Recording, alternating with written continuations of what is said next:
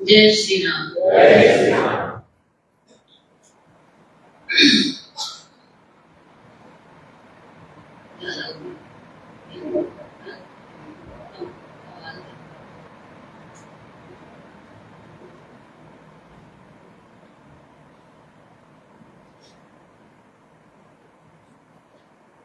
बंदो गुरुपद कंज कृपा सिंधु नर रूप हरि महामोह तम कुंज जासु वचन रवि कर विकर सियावर रामचंद्र प्रभु जय श्री राम।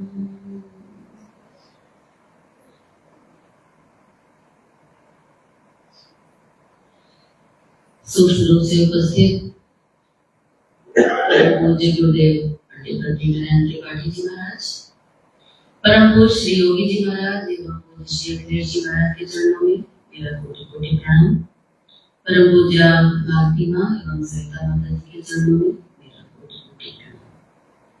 उपस्थित आप सभी लोगों को मेरा सादर नमन।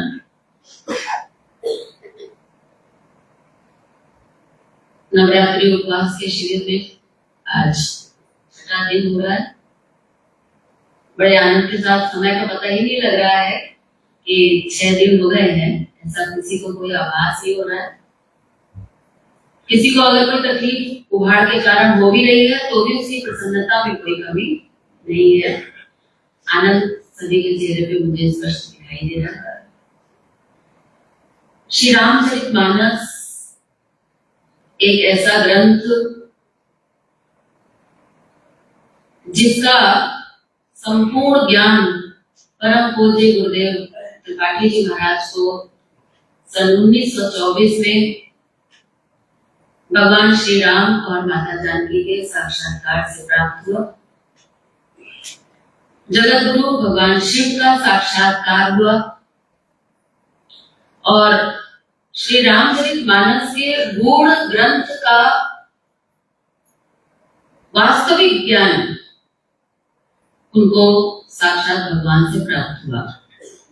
हम सभी का बहुत बड़ा सौभाग्य है कि इन गुरुओं की तपस्या से तो इनको ज्ञान प्राप्त हुआ, लेकिन हम लोगों को बिना तपस्या के ही वो ज्ञान कम से कम सुनने को तो मिल रहा है। परम पूज्य योगी जी महाराज से बहुत सुनने को मिला। पूज्य श्री अखिलेश जी महाराज से आप लोग सुनते ही है प्रतिदिन। रामचरितमानस की जैसी व्याख्या योगी जी महाराज ने की है, मेरा दावा है कि ऐसी व्याख्या इस धरती पर अन्यत्र नहीं है। स्वामी नृत्य गोपाल दास जी महाराज अखिलेश जी महाराज को बड़ा प्रेम करते थे। फैजाबाद में पोस्टेड थे अखिलेश जी महाराज। ये भी एक सुंदर सहयोग था कि अयोध्या नगरी में ही अखिलेश जी महाराज का काफी समय तक जॉब रहा और स्वामी नृत्य गोपाल दास जी महाराज उनसे इतना प्रेम करते थे और हमेशा ये बात कहते थे कि योगी जी महाराज ने रामचरितमानस जो समाज को दी है वैसी वास्तव में कहीं नहीं है। आज मैं कोशिश करूंगी, प्रयास करूंगी कि आज इन तप सेवा सुमिरन के सिद्धांतों को इस मानस के आधार पर आपके सामने रखने की कोशिश करूं। रामचरितमानस शायद मेरे ख्याल से इकलौता ऐसा ग्रंथ है जो हिंदुओं के घरों में सबसे ज्यादा पाया जाता है और इसका सबसे ज्यादा पठन और पाठन होता है। वो बात और है कि अब धीरे धीरे लोगों ने इसको केवल पूजा की वस्तु बना दिया है और एक लाल कपड़े में लपेटकर घरों में बड़े सम्मान पूर्वक इसको रख दिया है। बच्चों का इससे दूर दूर तक कोई परिचय नहीं है। बच्चों ने थोड़ा बहुत सीरियल में देखा है और किसी कहानी कथा को बच्चे जानते हैं। ऐसा कोई बच्चा शायद भारतवर्ष में हिंदू परिवार में शायद नहीं होगा जिसको इसकी पूरी कहानी पूरी कथा ना पता हो। कितनी भजन मंडलियां, कितनी कथावाचक, कितने अखंड पाठ इसके होते हैं, ये आप सभी लोग जानते हैं।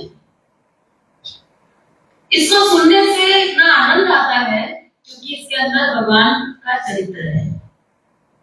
तो इसको जब हम सुनते हैं या हम इसको जब गाते हैं, बजाते हैं, इसका पाठ करते हैं, तो हमें इसमें बड़ा आनंद आता है। समझ में आए या ना आए तो भी, क्योंकि उसके अंदर आनंद भरा हुआ है, आनंद से ओतप्रोत है, इसलिए आनंद आता है। लेकिन सच पूछिए तो ये आनंद नहीं बल्कि सुख ही आ पाता है। केवल पठन पाठन से सुख ही आ पाता है। रामचरितमानस में लिखा हुआ है, श्रवण सुखद और मन अभिरमा। जब इसको सुनते हैं तो बड़ा सुखद लगता है, अच्छा लगता है। और मन अभिरामा, मन थोड़ी देर के लिए एकदम आनंदित हो जाता है। कथाएं सुनने जाइए या अखंड पाठ हम लोग घरों में करते हैं तो कितना लोग झूम झूम के बढ़िया ढोलक मंजीरे के साथ इसको गाते बजाते हैं ना, आनंद तो आता है।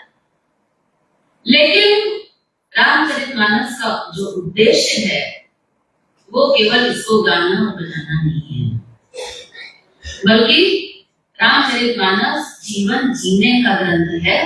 हमें मानस को जीना सीखना होगा और उसको जीने के लिए इसके अंदर दिए गए सिद्धांत, क्योंकि रामचरितमानस में जितनी भी कथाएं हैं वो किसी न किसी सिद्धांत का प्रतिपादन करती है, कहीं ज्ञान का प्रतिपादन करती है, कहीं कर्म का, कहीं भक्ति का, और जीवन जीने की हमें कला सिखाते हैं।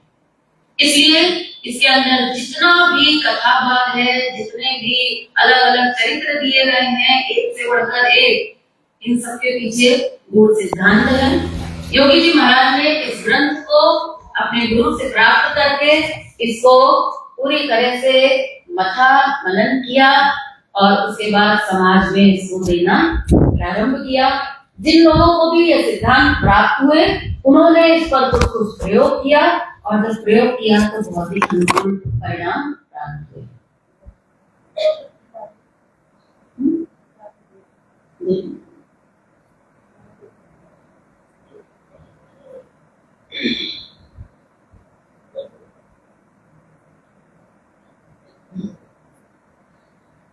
नहीं देना चाहिए कुछ नहीं क्या।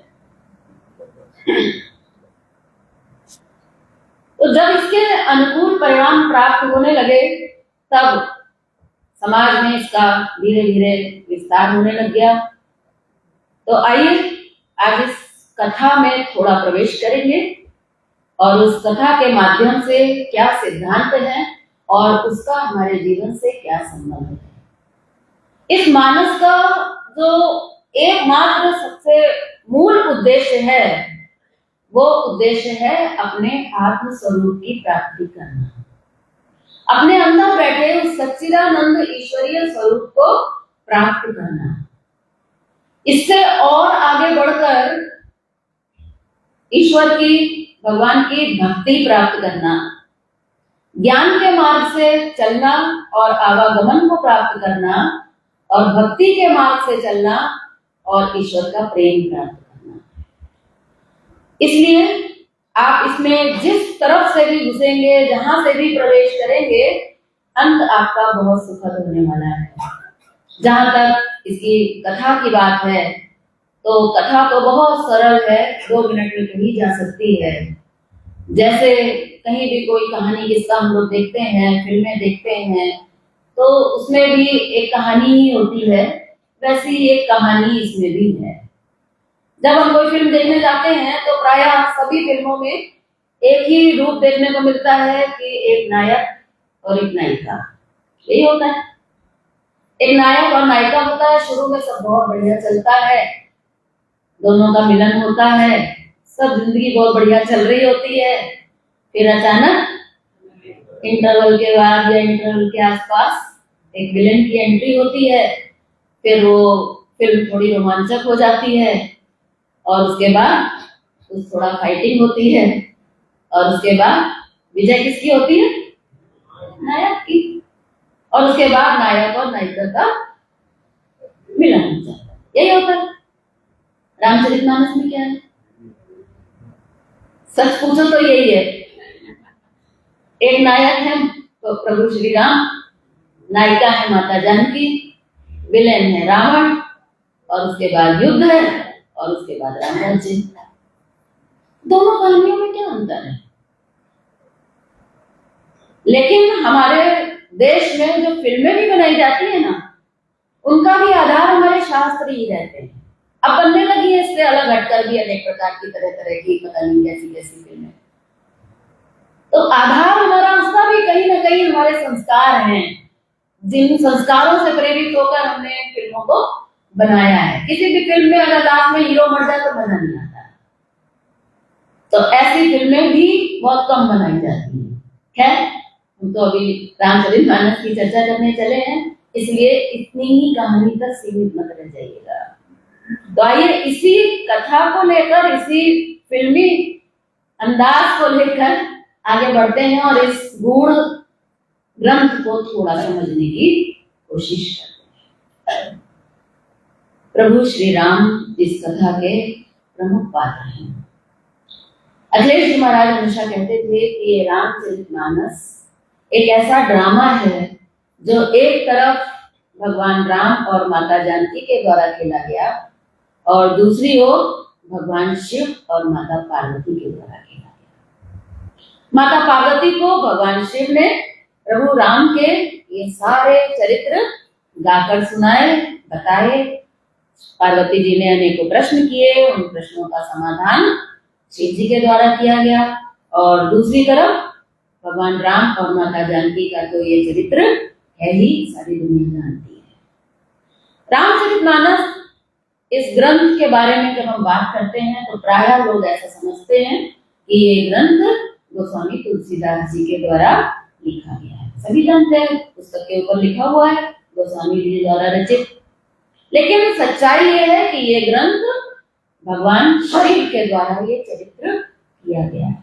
कहते हैं रचि महेश निज मानस रखा। भगवान शिव ने इस चरित्र को रचा और अपने हृदय में संजो कर रखा। हृदय में रखने से ही केवल जगत का कल्याण नहीं हो सकता था, इसलिए उन्होंने जब उचित अवसर पाया तो कहते हैं पाई सुसमय शिवा संभाखा। जब उन्हें लगा कि उचित मौका आ गया है, तब उन्होंने अपने हृदय में बसने वाले इस पूरे चरित्र को माता पार्वती को दिया।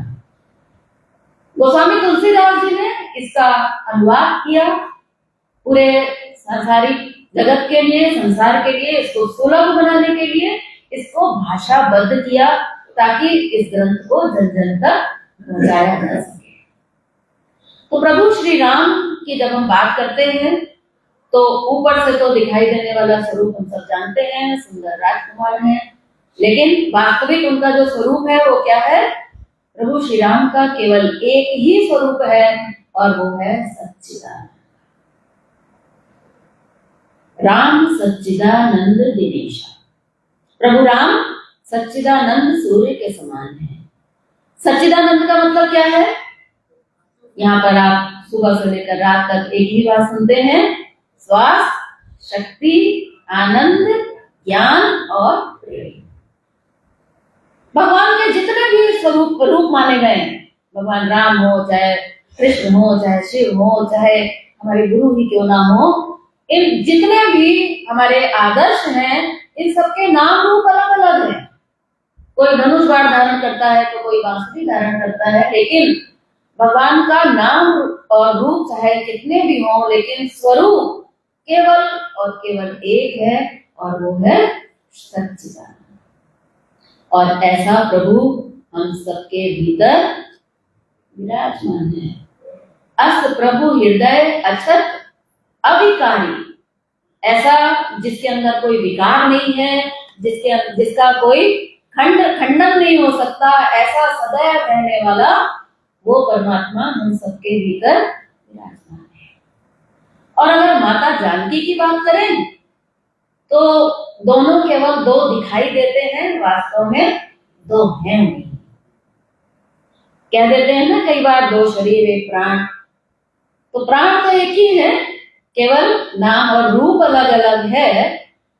इनको बस ऐसे ही समझ लीजिए, कोई तुलना तो दी नहीं जा सकती कि राम कौन है कि सीता जी कौन है। तो स्वामी तुलसीदास जी कहते हैं मेरी तो इतनी क्षमता नहीं है कि मैं इन दोनों को अलग अलग करके अलग अलग बता सकूं। मैं केवल इतना ही कह सकता हूं, उससे आप सब समझ जाएंगे कि अगर एक गंगा है तो दूसरा गंगा की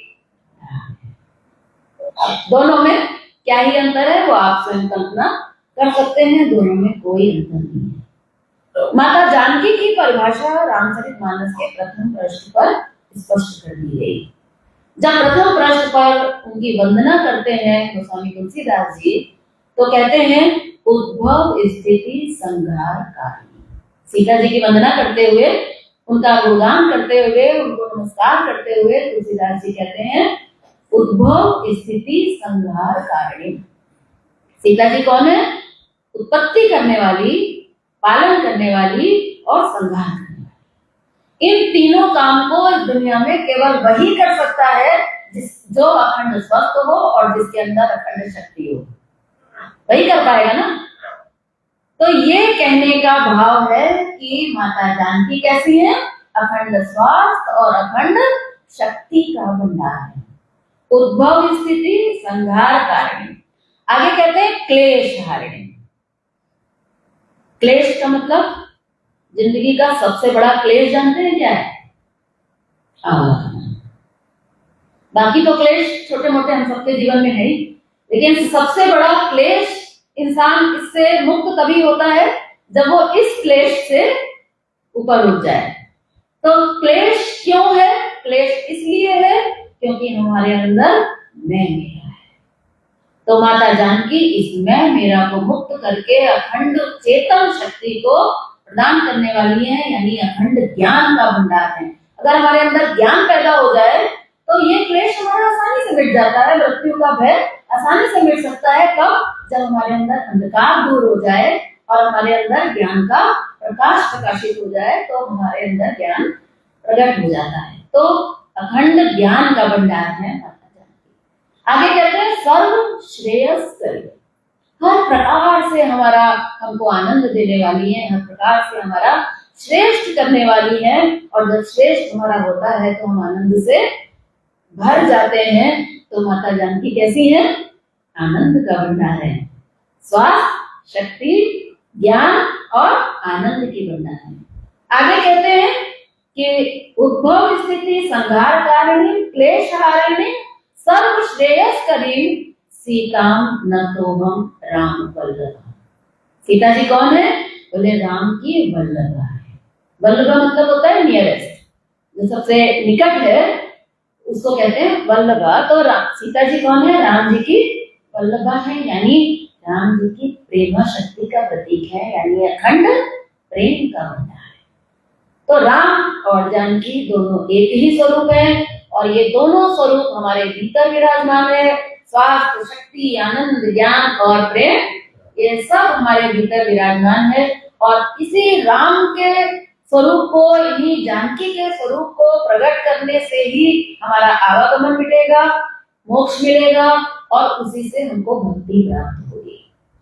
भक्ति की परिभाषा इस ग्रंथ में देते हुए गोस्वामी तुलसीदास जी लिखते हैं राम भगति मणि पूर्वस जाके दुख लवलेश न सकते। आज समाज में राम भक्ति की परिभाषा बहुत सरल बना दी गई है। आपने अगर वेशभूषा बदल ली, अगर आपने अपना कुछ थोड़ा चाल चलन बदल लिया, थोड़ा बहुत कुछ त्याग कर दिया, या कुछ बहुत कुछ आप कर लेते हैं, बहुत कुछ आप जान गए हैं, तो लोग उसको कह देते हैं अरे ये तो बड़ा भगवान का भक्त है। लेकिन मानस कहती है कि जिसके अंदर राम की भक्ति का मणि प्रकट हो जाएगा। मणि कैसा होता है?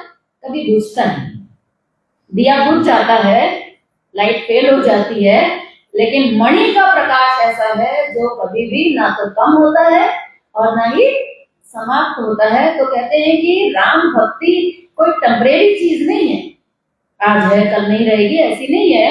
ये एक मणि के समान है, और जिसके हृदय में ये मणि प्रकट हो जाएगी तो खास बात क्या होगी, दुख लवलेश न सपने, जीवन में फिर दुख नहीं रह जाएगा, क्योंकि दुख जो है वो अंधकार है, और अगर मणि प्रकट हो गई तो वहां पर अंधकार का कोई विषय नहीं है, इसका कोई काम नहीं है। ये बात जरूर मैं कहूंगी, हम लोग सब साधक यहाँ बैठे हैं, कोई निराश होने की बात नहीं है कि हमारे जीवन में तो अभी दुख है तो हमें कैसे भक्ति मिलेगी, ये तो बहुत मुश्किल मामला है। योगी जी महाराज ने कहा कोई चिंता की बात नहीं है, जिस मात्रा में आपके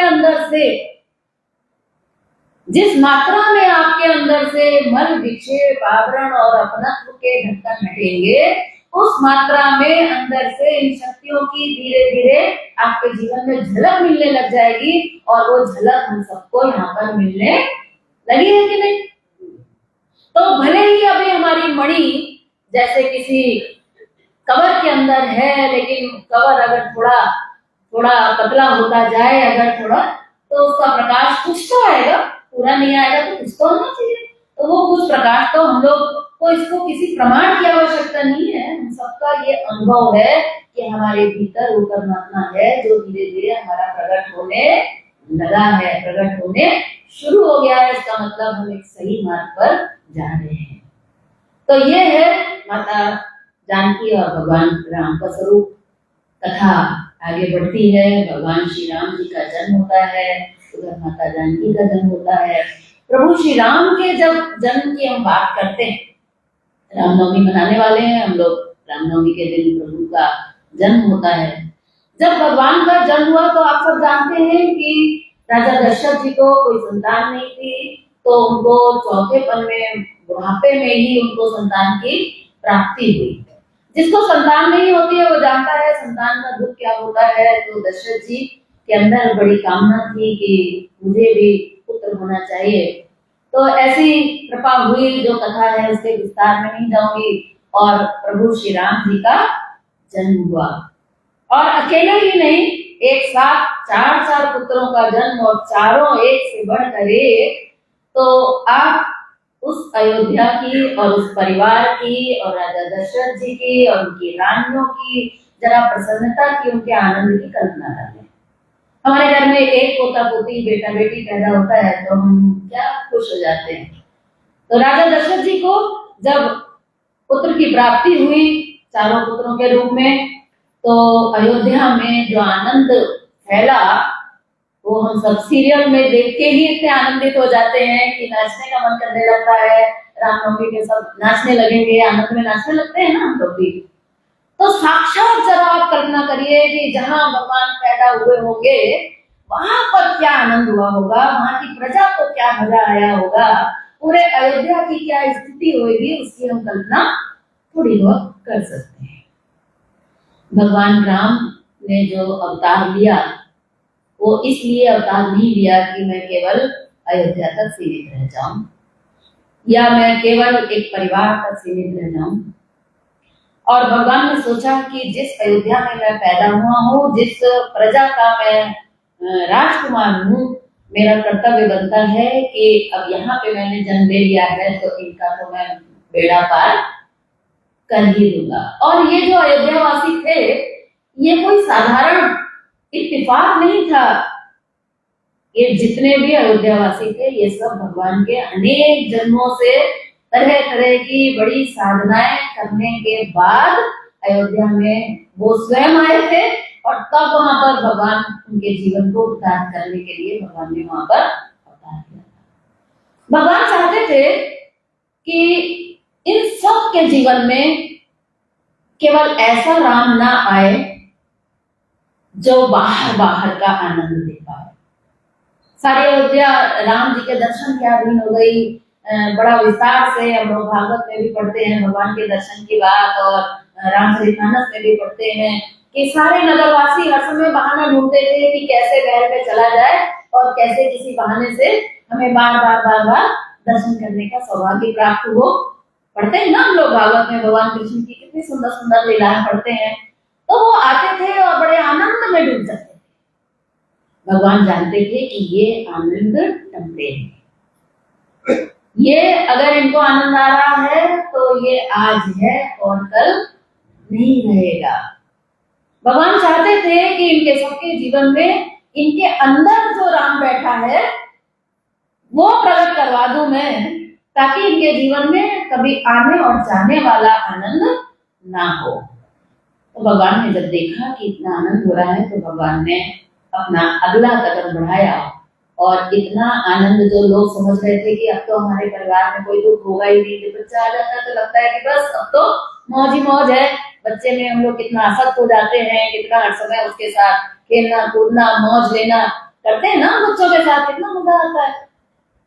लेकिन थोड़ा ही समय बीता था कि उनको गुरुकुल जाना पड़ा।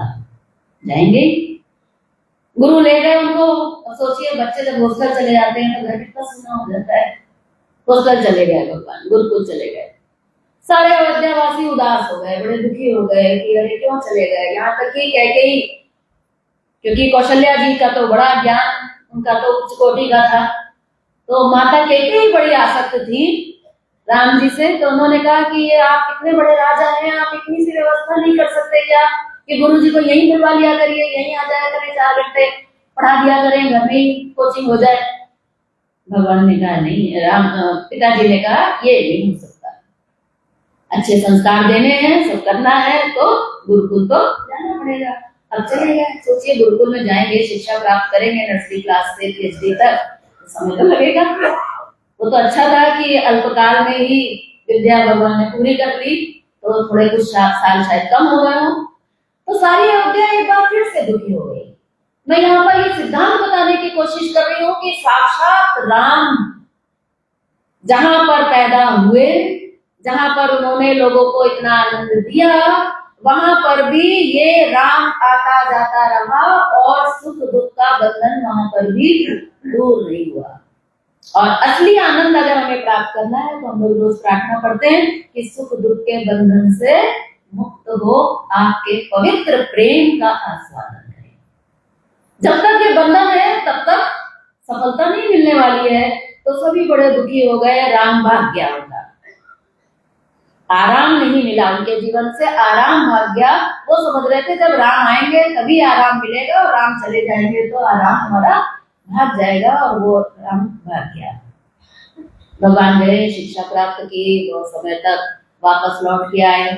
फिर सारे लोग बड़े आनंद में हो गए, चलो अब ये भी काम निपट गया, अब ये कहीं नहीं जाने वाले, अब तो ये राजकुमार बनेंगे, युवराज बनेंगे, राजा बनेंगे। सब तरह तरह के स्वप्न देखने लगे कि अब तो इनकी शिक्षा भी पूरी हो गई, अब तो इनका विवाह होगा, अब तो कुछ भी ऐसा होने वाला नहीं है। फिर सब आनंद में झूमने लगे, आ गया राम, आ गया राम।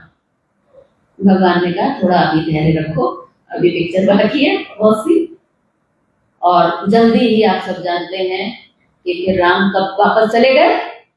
विश्वामित्र जी आ गए थे।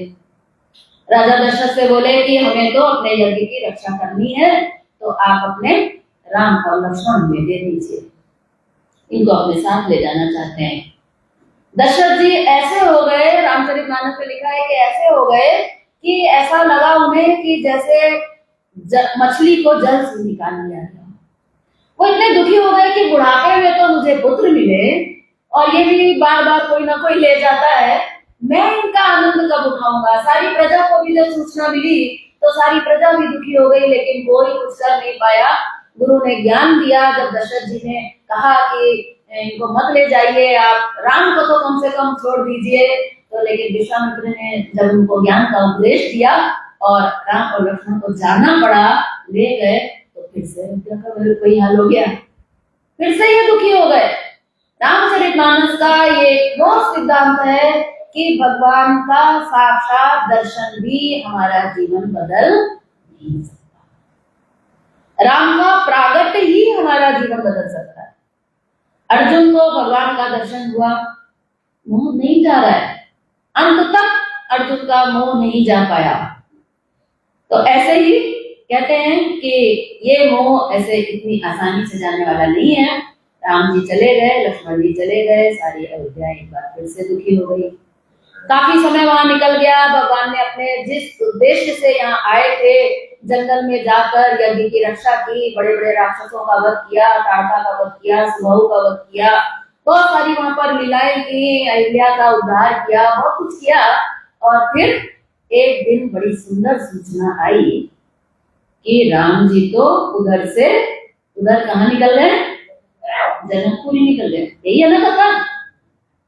सूचना आई कि वहां पर धनुष यज्ञ हो रहा है, सीता जी का स्वयंवर हो रहा है राजा जनक के यहाँ।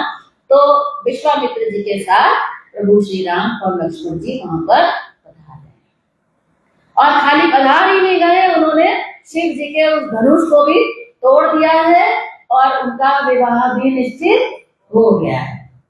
अब जरा कल्पना करके देखिए कि अपने राजकुमार की, अपने घर के बेटे की जब शादी तय हो जाती है, कितना आनंद आता है, कितनी खुशियां होती हैं। और भगवान राम का विवाह तय हो गया है तो कितना आनंद हुआ होगा। अयोध्या में फिर से राम आ गए मानो, और फिर से आनंद होने लग गया। विवाह हो गया, बहुत आनंद हुआ, बहुत आनंद हुआ। और उसके बाद एक का विवाह नहीं, वहां गए थे एक लेने के लिए और लेकर कितनी आए, 4। तब तो 4 गुना आनंद हो गया। एक तो आनंद खुद ही आनंद तो होता है, आनंद जो है वो हमेशा 10-20% नहीं होता। आनंद शब्द जब भी होता है तो वो हमेशा पूर्ण होता है, 100% होता है। अब वो अनंत 4 गुना अनंत हो गया, तो कितना ही अनंत हो गया होगा उसकी हम कल्पना कर लें। बहुत ही आनंद हुआ। चलो अब तो कुछ नहीं होगा, कम से कम अयोध्यावासी इसी भ्रम में थे कि अब कुछ नहीं होगा, अब तो बस हमारे जीवन में राम आ ही गया है, अब ये कहीं नहीं जाएगा। और सब बड़े आनंद में एक बार फिर से हो गए। कितने दिन टिका? 4 दिन भी नहीं टिका।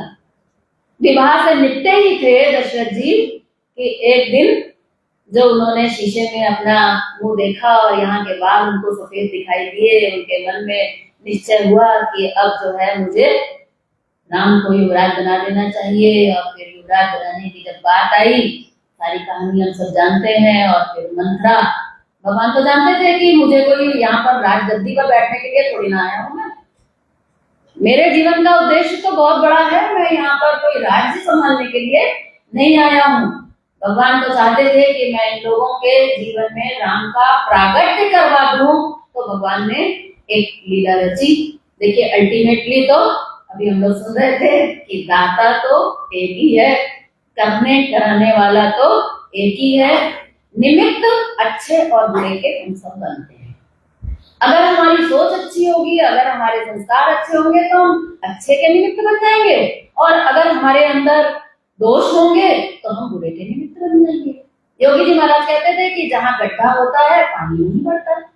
अगर यहाँ अगर पानी लुढ़का दिया जाए तो अगर कहीं गड्ढा होगा तो गड्ढे में पानी बढ़ जाएगा। तो योगी जी महाराज कहते थे कि ऐसा एक गड्ढा ढूंढा गया और वो गड्ढा मिल गया मंथरा के रूप में।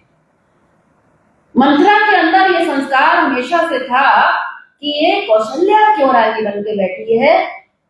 और कैकेयी के मायके से आई थी ना मंथरा, उनकी निजी दासी थी, तो उसकी हमेशा ये इच्छा थी कि पट रानी जो है वो हमारी कैकेयी को होना चाहिए। और दशरथ जी इतना प्रेम भी करते हैं तो वो क्यों नहीं बन सकती। इसके मन में इस बात का गड्ढा था और वो हमेशा से चाहती थी कि मेरा प्यारा भरत जो है वो राज्य करे।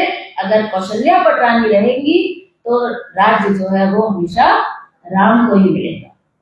ये ऊपर से तो कुछ नहीं कहती थी, लेकिन कहीं ना कहीं उनके अंदर ये गड्ढा अच्छी तरह से था। तो जो ही उनको ऑफर मिला छल कपट करने का, तो वो उसका भाग बन गई और इसका निमित्त बनी, बुराई का निमित्त बनी।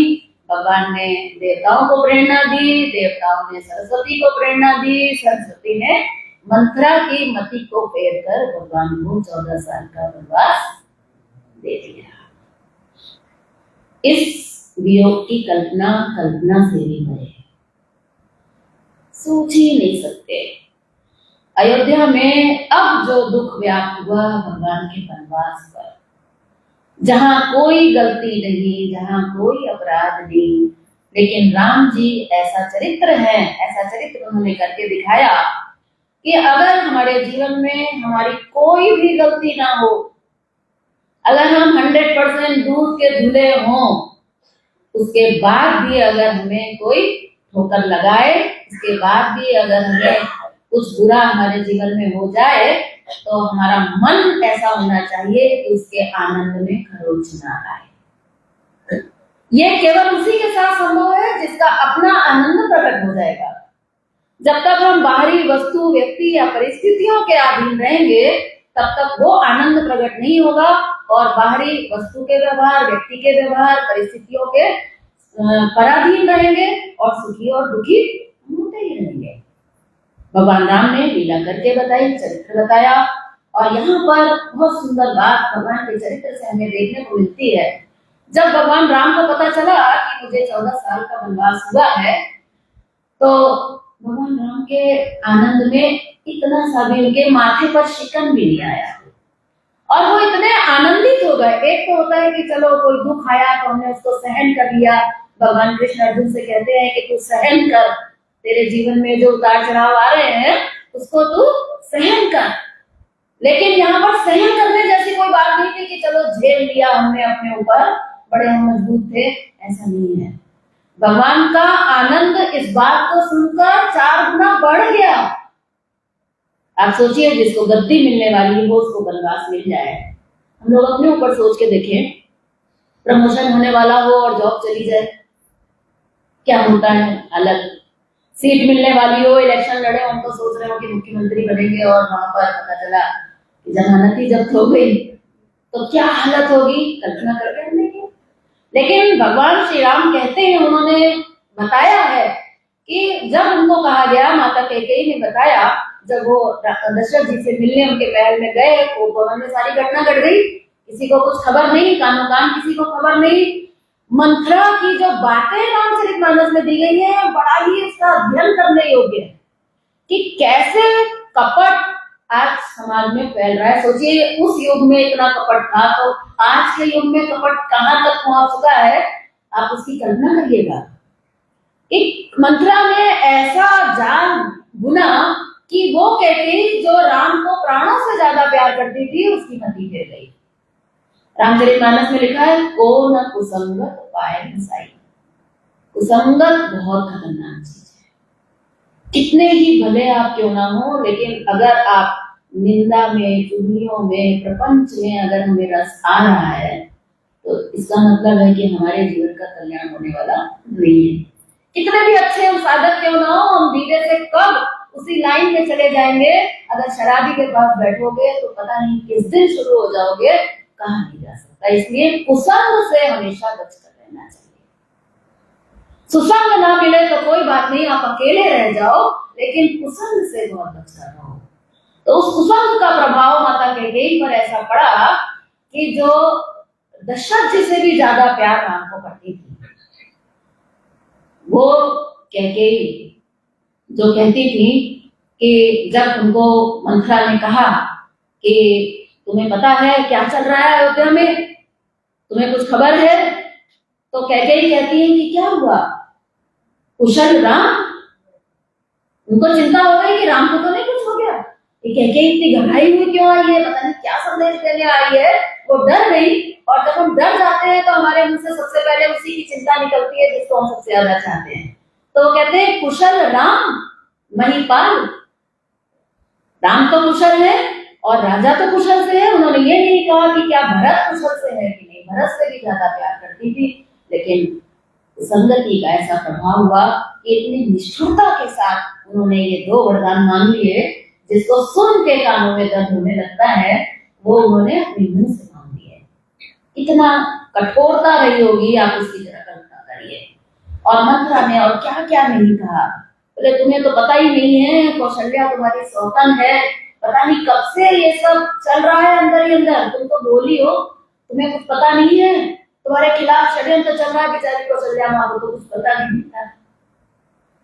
बोले इसीलिए भरत को ननिहाल भेज दिया है ताकि पीछे से गद्दी दे दी जाए। जो कि स्वप्न में भी सोच भी नहीं सकते थे राजा दशरथ। खैर, राम जी को जो वनवास हुआ और तब जो अयोध्या की स्थिति हुई, उसको शब्दों में बयान नहीं किया जा सकता। पूरा सारा जीवन ही मानो समाप्त हो गया। सारे अयोध्यावासी अपने घरों को छोड़ छाड़ कर उनके पीछे चलने के लिए तैयार हो गए। राम जी ने कहा, ये पीछे आने से बात नहीं बनेगी, ये फिर मेरे ही पीछे भाग रहे हैं, ये अपने अंदर क्यों नहीं जाते, ये अपने अंदर का क्यों नहीं प्रकट करते। मैं बार बार ये तुमको बताना चाहता हूँ कि मेरे पीछे पीछे आने से बात नहीं बनेगी। मैं आज हूँ तो कल जा भी सकता हूँ, और मैं जाके तुम्हें दिखा रहा हूँ, तुम्हें अपने अंदर से प्रकट करना होगा। और तब जब भगवान चले गए तो वहां पर हाहाकार मच गया, दुख इतना व्याप्त हो गया जितना हम सबके जीवन में आज तक फिलहाल अभी किसी के जीवन में इतना दुख व्याप्त नहीं हुआ।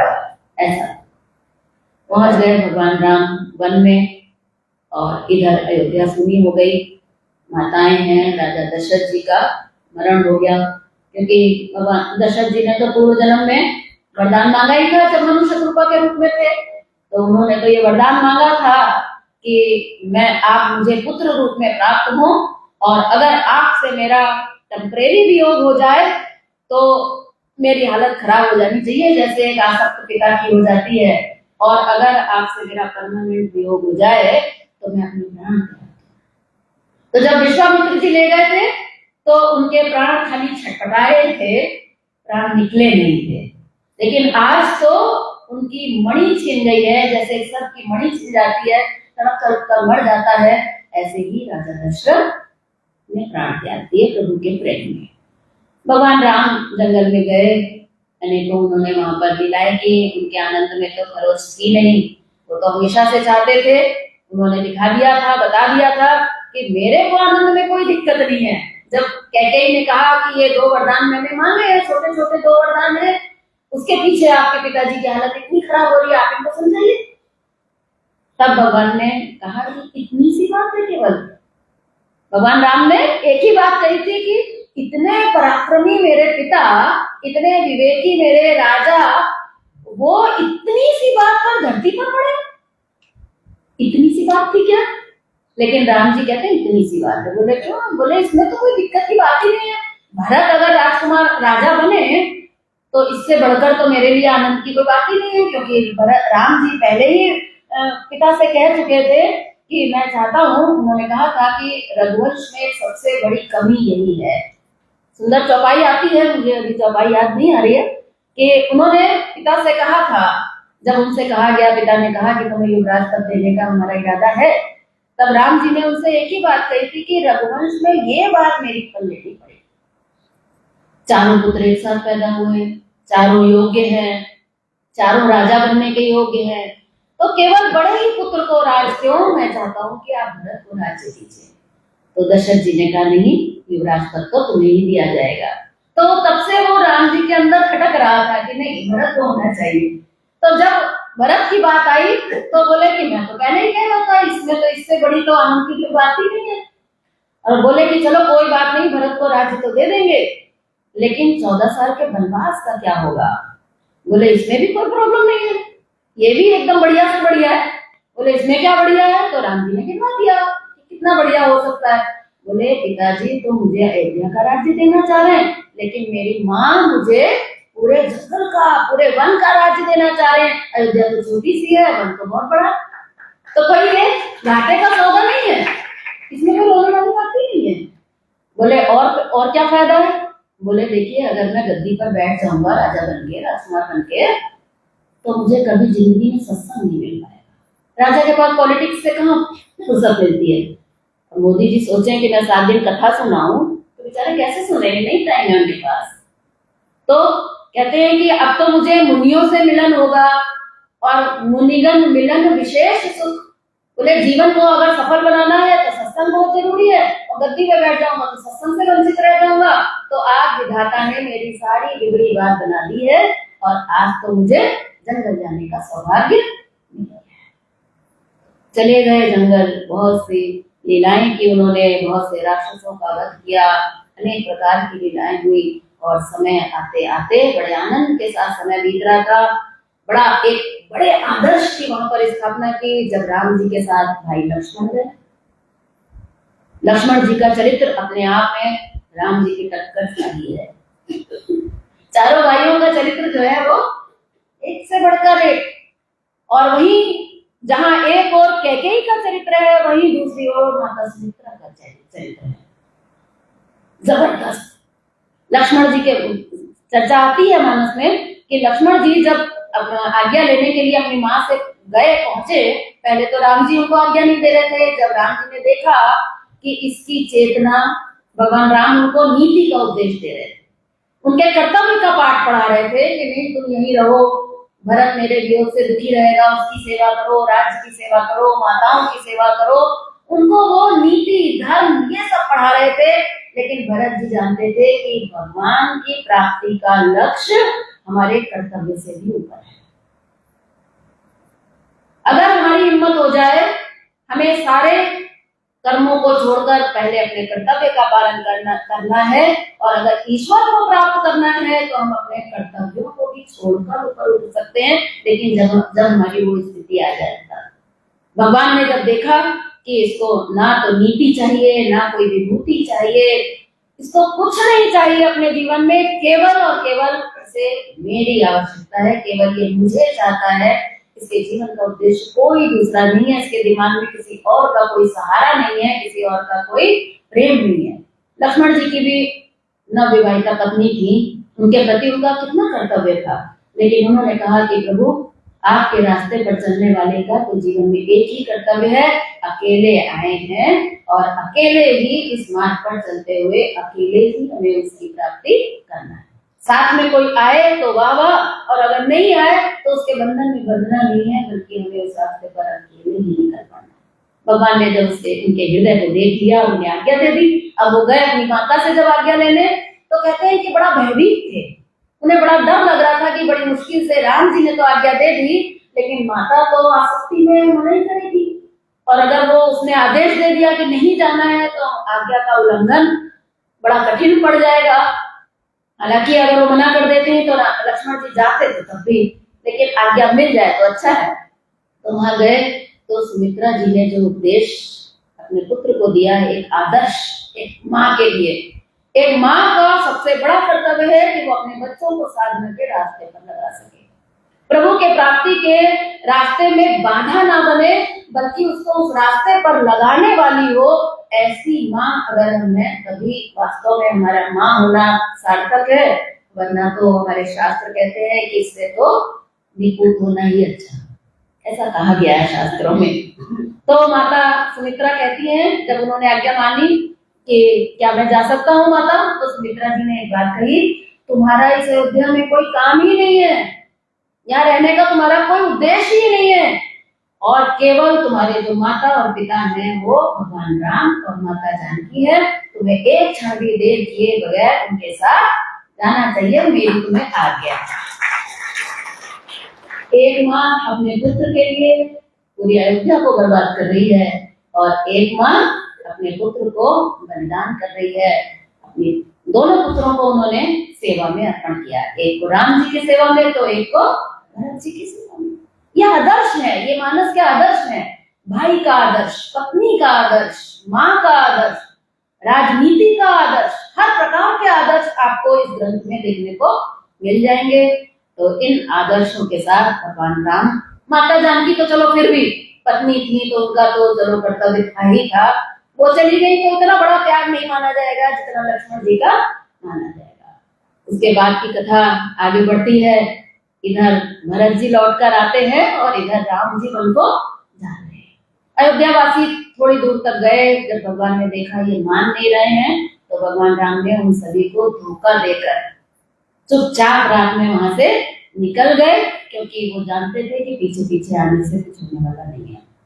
लीला आगे बढ़ी, कथा आगे बढ़ी, इधर भरत जी लौटकर आए, आप सब जानते हैं, और जब उन्हें सारी कथा पता चली तब उन्होंने जो सर्वोच्च आदर्श की स्थापना की, वो वन में गए, भगवान को मनाने के लिए गए, लेकिन राम जी तो किसी और उद्देश्य से आए थे, और फिर साक्षात अपनी खड़ाऊ उन्होंने मानो स्वयं राम जी के रूप में रामचरितमानस कहती है कि ये दो जो चरण हैं प्रभु के, जो उनकी खड़ाऊं थी, वो सगुण सगुण थी।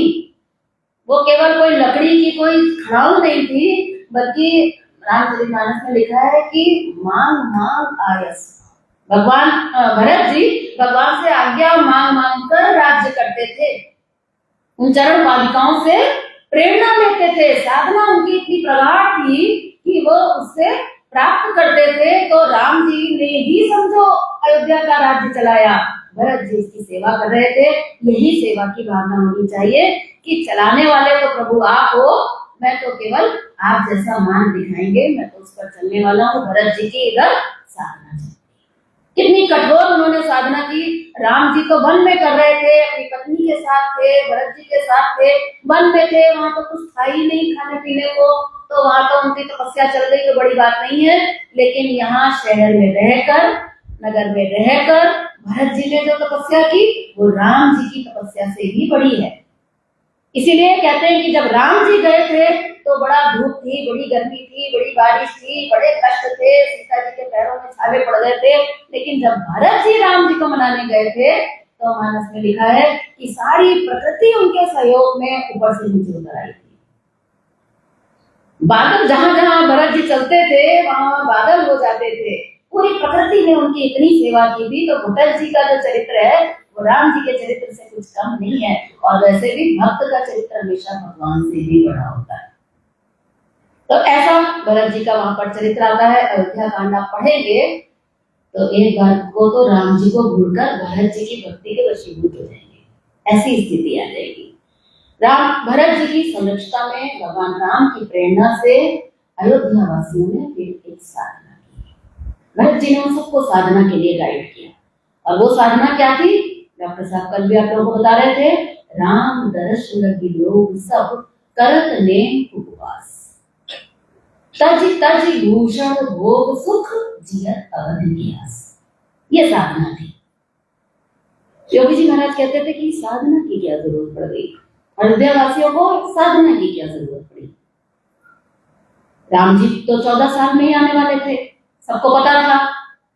इतना नियम था राम जी का कि जिस क्षण उनके 14 साल पूरे होंगे उसी क्षण उनको अयोध्या में आना पड़ेगा। अगर एक घड़ी पहले आ गए तो नियम टूट जाएगा, 14 साल में एक घड़ी रह गई। और अगर एक घड़ी बाद में आए तो क्या होगा जानते हैं? भरत जी अपने प्राण त्याग देंगे। इसलिए राम जी की घड़ी निश्चित थी कि किस घड़ी में उन्हें वापस आना। अगर हमें किसी का पता हो कि ये ठीक 12 बजे आएगा हमारे घर में मेहमान, तो हम क्या करेंगे? 11:15 बजे तक तो निश्चिंत रहेंगे ना, ये अभी तो आएगा ही नहीं, वो 12 ही बजे आएगा। तो ऐसे पूरे अयोध्या निश्चित हो जानी चाहिए थी कि अब तो गए, अब तो कोई उम्मीद नहीं है, कोई चांस नहीं है आने का, अब तो जो है सो है, रहो अपने अपने घरों में, करो अपना जैसा भी जो हो सकता है। लेकिन ऐसा नहीं था। योगी जी कहते थे अगर ये अयोध्यावासी 14 साल खाते और सोते और राम जी का इंतजार करते, ठीक है कभी कभी रो भी लेते, लेकिन जिंदगी भर तो कोई नहीं रोता है, कोई चला जाता है तो धीरे धीरे कम हो जाता है ना। जब राम जी गए थे तब कितना रोए थे, फिर धीरे धीरे धीरे धीरे समय रोते तो नहीं रहे होंगे, जितना अपना जीवन भी चलाया होगा, बहुत कुछ किया होगा। तो कहते हैं कि वो वहां पर जो उनको साधना कराई गई वो उसका जो स्वरूप था वो ये था कि उन्होंने साधना की कि राम दर्श लगी लोग सब, भगवान को फिर से प्राप्त करने के लिए करत नेम उपवास। ये साधना इसलिए कराई गई कि केवल खाने सोने से प्रकट नहीं होगा। भगवान राम ने कहा मैं फिर आ जाऊंगा 14 साल बाद, फिर कहीं चला जाऊंगा, फिर समस्या आ जाएगी, 14 साल ये तुम्हारे बर्बाद हो जाएंगे, ऐसे करते करते तुम्हारी उम्र निकल जाएगी और तुम मर जाओगे, तुमको अपने जीवन में कोई भी उपलब्धि नहीं हो पाएगी। इसलिए साधना तो तुम्हें मुझे करानी ही करानी है। तो भरत जी के संरक्षण में ये साधना चल रही है। करत नेम, नेम का मतलब है नियम पूर्वक ध्यान का अभ्यास। नेम शब्द जो है ये वैसे तो अर्थ के रूप में अगर आप लें तो नेम का मतलब है नाम जप, नियम पूर्वक भगवान के नाम का जाप। नाम जप रामचरितमानस में एक बहुत श्रेष्ठ साधना बताई गई है। और इसी का जो दूसरा स्वरूप है वो है मिलता जुलता ध्यान का। तो करत नेम यानी कि ध्यान में सब बैठे, प्रभु के नाम का नाम जप की साधना उनकी चली। करत नेम उपवास। उपवास किया, डट डट कर खाया नहीं, क्योंकि प्रभु की प्राप्ति के लिए सबसे छोटी शर्त है, और वो छोटी शर्त है कि उस ईश्वर को अगर हमें अपने अंदर से प्रकट करना है तो हमें भोजन को सूक्ष्म बनाना ही पड़ेगा। डट डट कर खाने वाला केवल पृथ्वी तत्व की ओर ही पड़ा रहता है, पृथ्वी पर ही उसकी चेतना रहती है। आकाश में अगर आपको उड़ना है तो पृथ्वी से आकाश की ओर गति करनी ही पड़ेगी। वो परमात्मा सूक्ष्म है, विस्तार से चर्चा की जा चुकी है। तो ये उपवास की उनकी साधना चल रही है, और उस उपवास में भी कहा गया है कि एक समय रात्रि में अयोध्या वासियों ने भोजन लिया। कहते हैं पय आहार फल असल एक निशि भोजन एक लोग। अयोध्या में दो प्रकार के लोग थे, कुछ सन्यासी थे, कुछ गृहस्थ थे। जो सन्यासी थे वो दूध और फल का भोजन लेते थे, और जो गृहस्थी थे वो निशि भोजन एक लोग, वो रात में एक समय का भोजन लेते थे, जो साधना हम लोग अपने जीवन में कर रहे हैं। आगे कहते हैं राम दर्श लगी लोग सब करत नेम उपवास तजी तजी भूषण भोग सब। उनके पास जो कुछ भी भोग की सामग्री थी, क्या क्या था? खाना, पैसा, कपड़ा, गहना, समय और योग्यता। जिस जिस चीज से भी वो सुख भोग रहे थे, उन सारे सुखों से, सारे भोगों से वो थोड़ा थोड़ा तज दिया करते थे, यानी कि बांट दिया करते थे, और प्रभु राम की आशा में, प्रभु राम के दर्शन की लालसा में बांट दिया करते थे, यानी कि प्रभु की सेवा में ही अर्पण कर दिया करते थे। जीवन का उद्देश्य, इस साधना का उद्देश्य राम का ही दर्शन था, कोई शरीर ठीक करना उद्देश्य नहीं था। उद्देश्य क्या था कि राम का हमें फिर से दर्शन प्राप्त हो जाए। प्रभु हमारी तपस्या हम कर रहे हैं, हम इस साधना में लगे हैं कि हमारा राम प्रकट हो जाए, हमारे जीवन में आराम आ जाए। राम आ जाएगा तो क्या होगा? जीवन में आराम आ जाएगा। तो इसके लिए इधर ये साधना चल रही है, और उधर प्रभु श्री राम जी वन में घूम रहे हैं। और फिर कथा में एक और मोड़ आया, वो मोड़ भी काफी कठिन था। और क्या हुआ था? माता जानकी का किसने किया? ये विलेन जो है ना, ये बहुत ही खतरनाक है, इसके बारे में भी जानना बहुत जरूरी है। रावण शब्द रुद्र धातु से बना है, जिसका अर्थ है रोना। रावण की एंट्री हुई नहीं कि समझ लीजिए दुखी दुखा रोना। और ये रावण मोह का प्रतीक है। बहुत सारे मोह को अगर आप बहुत शॉर्टकट सरल भाषा में अगर कहें, किसी गहराई में ना जाते हुए, तो हम कह सकते हैं कि एक जीवन में जितने भी विकार बताए गए हैं, जितने भी दोष बताए गए हैं, उन सभी को एक गठरी में बांध दिया जाए तो उस गठरी का नाम है रावण। वो तो ऐसे उस रावण की एंट्री हुई और उसने माता जानकी का अपहरण किया। आप लोगों से मैं पूछना चाहूंगी कि माता जानकी जिनका अपहरण हुआ, ओरिजिनल थी कि डुप्लीकेट?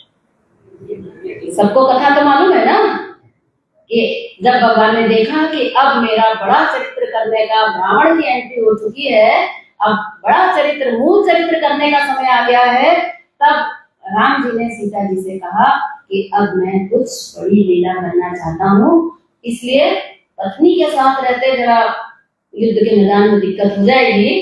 तो उन्होंने कहा कि तुम उस समय के लिए तुम पावक करो निवास, तुम उस समय के लिए अग्नि में प्रवेश कर जाओ। माता जानकी अग्नि में प्रवेश कर गई, और भगवान राम ने लीला से सेम वैसी एक डमी सीता, नकली सीता, ठीक वैसी ही वैसी आचरण तक में वैसी ही की वैसी सीता जी उन्होंने अग्नि से प्रकट कर दी। अब ये भेद लक्ष्मण जी की नहीं जानता, भगवान ने लक्ष्मण जी को भी नहीं बताया। लक्ष्मण ये भेद न जाना जो कुछ चरित्र रचा भगवान। अब सीता जी आ गई और फिर एक कहानी रची गई, भगवान ने एक लीला रची कि उन सीता जी का राम ने हरण। बड़ा गहरा मूल सिद्धांत है, योगी जी महाराज ने कथा के रूप में सिद्धांत पिरोकर इस सिद्धांत को हम लोगों को दिया, जब वो ये कहते थे कि माता जानकी का जो ये अपहरण हुआ है रावण के द्वारा, रावण भी डुप्लीकेट है।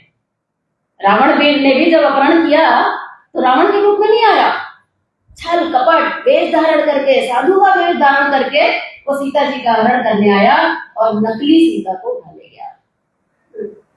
सिद्धांत क्या है? सिद्धांत ये है कि असली सीता जो है वो अंदर है, वो आत्म स्वरूप है। उस आत्म स्वरूप को कभी भी कोई भी टच नहीं कर सकता, कोई उसको कोई हानि नहीं पहुंचा सकता, उसका अपहरण कोई नहीं कर सकता। वो स्वास्थ्य का भंडार है, आपके स्वास्थ्य का कोई अपहरण नहीं कर सकता। स्वास्थ्य हमारा जन्म सिद्ध अधिकार है।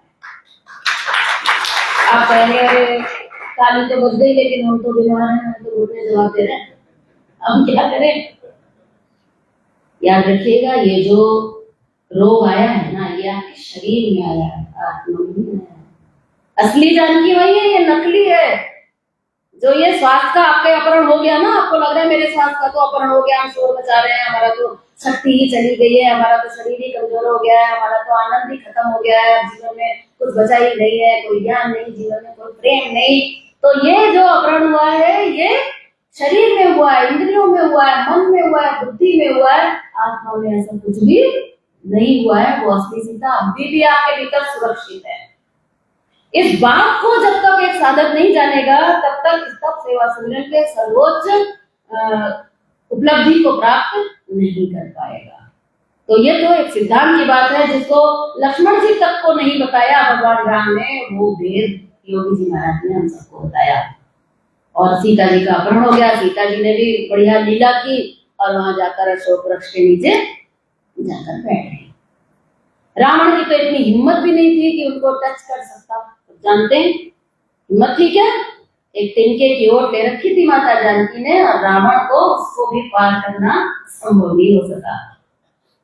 कहानी आगे बढ़ी, जब सीता जी का अपहरण हुआ, भगवान ने बड़ी लीला करी दुखी होने की। किसी की पत्नी का अपहरण हो जाए तो वो तो कितना दुखी होगा, लेकिन भगवान तो आनंद के भंडार है। भगवान ने लीला करी, सब पेड़ों से पूछ रहे हैं, लताओं से पूछ रहे हैं कि तुमने मेरी पत्नी को कहीं देखा है। मनुष्य रूप में आए हैं तो मनुष्य रूप में लीला तो करनी पड़ेगी, और नहीं करेंगे तो लोग कहेंगे देखो कितना निष्ठुर है। योगी जी महाराज के बेटे की डेथ हो गई और उसको गंगा जी में विसर्जित करके आ गए। ये घटना उन्होंने एक बार अमेरिका के किसी सत्संग में बात आ गई बता दी कि ऐसा ऐसा हुआ था। जिनके घर में वो सत्संग करने के लिए रुके थे, उन भाई का नाम था ओम। वो गीता के प्रकांड पंडित थे, जिनके घर में अखिलेश जी महाराज रुके थे। तो अखिलेश जी महाराज ने ये घटना किसी बात पर सत्संग में बता दी, तो चर्चा आई होगी तो बता दी, जैसे मैंने आपको बताई थी। तो अगले दिन जब वो उन्हीं के घर रुके थे अखिलेश जी महाराज, तो जब वो शाम को आए तो बोले साहब आपको दूसरा घर ढूंढ लीजिए, हम आपको नहीं रख पाएंगे। बोले क्यों? बोले हमारी पत्नी कह रही है कि आपके महात्मा को घर में लेकर आए कि किसी कसाई को लेकर आए, कि जिसका बेटा मर जाए और वो हंस रहा है, जिसकी पत्नी चली जाए उसके ऊपर प्रभाव नहीं पड़ रहा है। कल्पना ही नहीं कर सकते ना दुनिया वाले। आप देखिए घर में किसी की डेथ हो जाती है, अगर आप रोए नहीं तो पड़ोसी आएंगे, कहेंगे उसके ऊपर तो कोई असर ही नहीं हुआ, उसको तो कुछ फर्क ही नहीं पड़ा। कई बार दिखावे में रोना पड़ता है, रोना आ नहीं रहा है लेकिन फिर भी करना पड़ता है ना ऐसा। तो ऐसे ही भगवान ने लीला करी और खूब पूछ रहे हैं। सती को इसी को देखकर तो शक पैदा हो गया था, भ्रमित हो गई थी, वो हो गया था कि ये कैसे राजकुमार है, ये कैसे भगवान है। शिव जी तो कह रहे हैं कि ये भगवान है, लेकिन ये तो ऐसे रो रहे हैं, तो इनको नहीं मालूम क्या इनकी पत्नी का है, रो क्यों रहे हैं। अगर बलवान है तो जाकर रावण को जीत लें, और राजकुमार अगर इतने उनके अंदर बुद्धि है तो आंख बंद करके देख लें कहाँ है, रो क्यों रहे हैं। और वो भी लताओं से, क्या लताओं के अंदर राम की सीता जी मिलेगी क्या? लताएं उनको, पेड़ और वृक्ष उनको बताएंगे क्या कि सीता जी का एड्रेस कहाँ है। योगी जी महाराज यहाँ पर एक बहुत गहरी कथा कहा करते थे, कभी कभार ही कहा करते थे। वो कहते थे ये जो लताएं और वृक्ष है ना, जिनसे भगवान लिपट लिपट कर अपनी समस्या का समाधान पूछ रहे हैं, ये सब बहुत पुराने भगवान के भक्त थे। उन्होंने बड़ी साधनाएं की थी और उन साधनाओं के फलस्वरूप आज उनको यह अवसर मिला था कि आज उनको प्रभु का आलिंगन प्राप्त हो, प्रभु का प्रेम प्राप्त हो। और भगवान तो जानते थे, तो भगवान उनकी साधनाओं को सफल बना रहे थे और लोग उसको देखकर भ्रमित हो रहे थे। अरण्य कांड में जहां से भगवान ने अपनी लीलाओं का प्रारंभ किया, ऐसी लीलाएं जो लोगों को भ्रमित कर दें, ऐसी लीलाएं जब भगवान ने शुरू की तो अरण्य कांड के पहले ही पृष्ठ पर लिख दिया कि हमारे भगवान के चरित्र ऐसे हैं कि जो साधना परायण होंगे, जिनको साधना की समझ होगी, भगवान के ऐसे चरित्रों को देखकर वो वैराग को प्राप्त हो जाएंगे। कि क्या प्रभु आप बढ़िया लीला कर रहे हैं, क्या आप सीता जी को ढूंढने का नाटक कर रहे हैं, तो क्या होगा, उसके हृदय में प्रेम बढ़ जाएगा, वो प्रभु का गुणगान करने लग जाएगा, जय जयकार करने लग जाएगा। हम कोई फिल्म देखते हैं, जब उसमें अमिताभ बच्चन कुली बन जाता है तो हम क्या कहते हैं, हम क्या दुखी हो जाते हैं?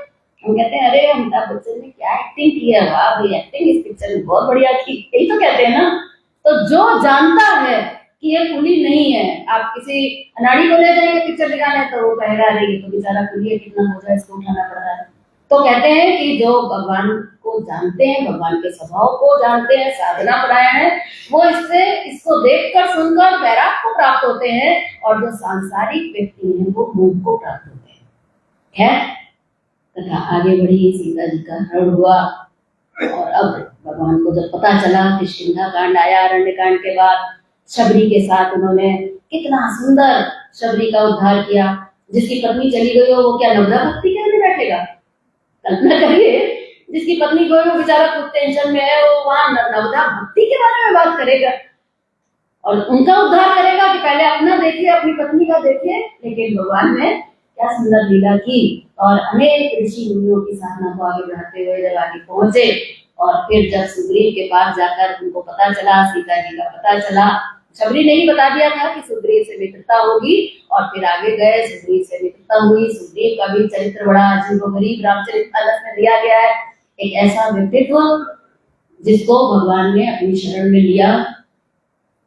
वास्तव में वो एक सांसारिक प्राणी था, लेकिन केवल भगवान की शरण में आया और भगवान की सेवा में सहभागी बना। हो भगवान के काम में उसने मदद की।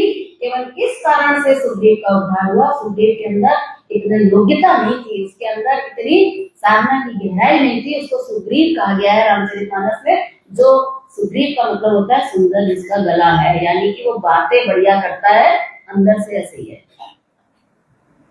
जब सुग्रीव कहते हैं भगवान से, अब प्रभु कृपा करो हे भाती, सब तजी भजन करो भाती। प्रभु बस आप मेरे ऊपर ऐसी कृपा करिए कि मैं सब कुछ छोड़ के अब आपकी भक्ति करूं।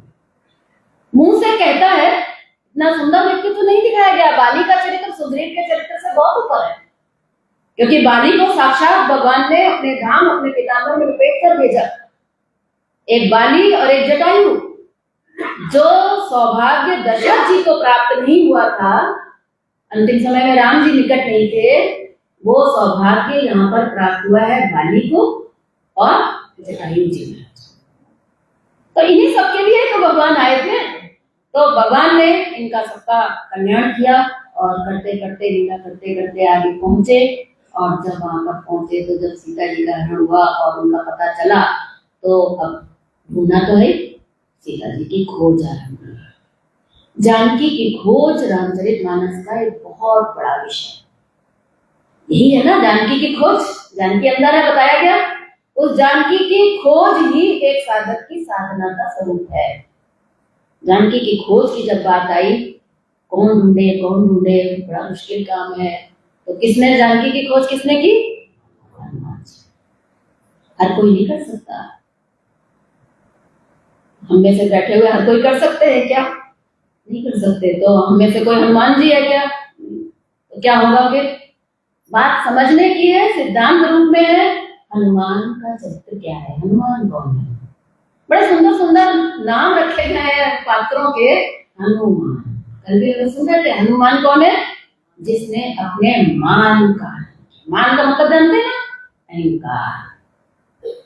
बिना मान को मारे हुए आप सीता जी की खोज का प्रारंभ ही नहीं कर सकते। इस रास्ते पर आगे बढ़ ही नहीं सकते।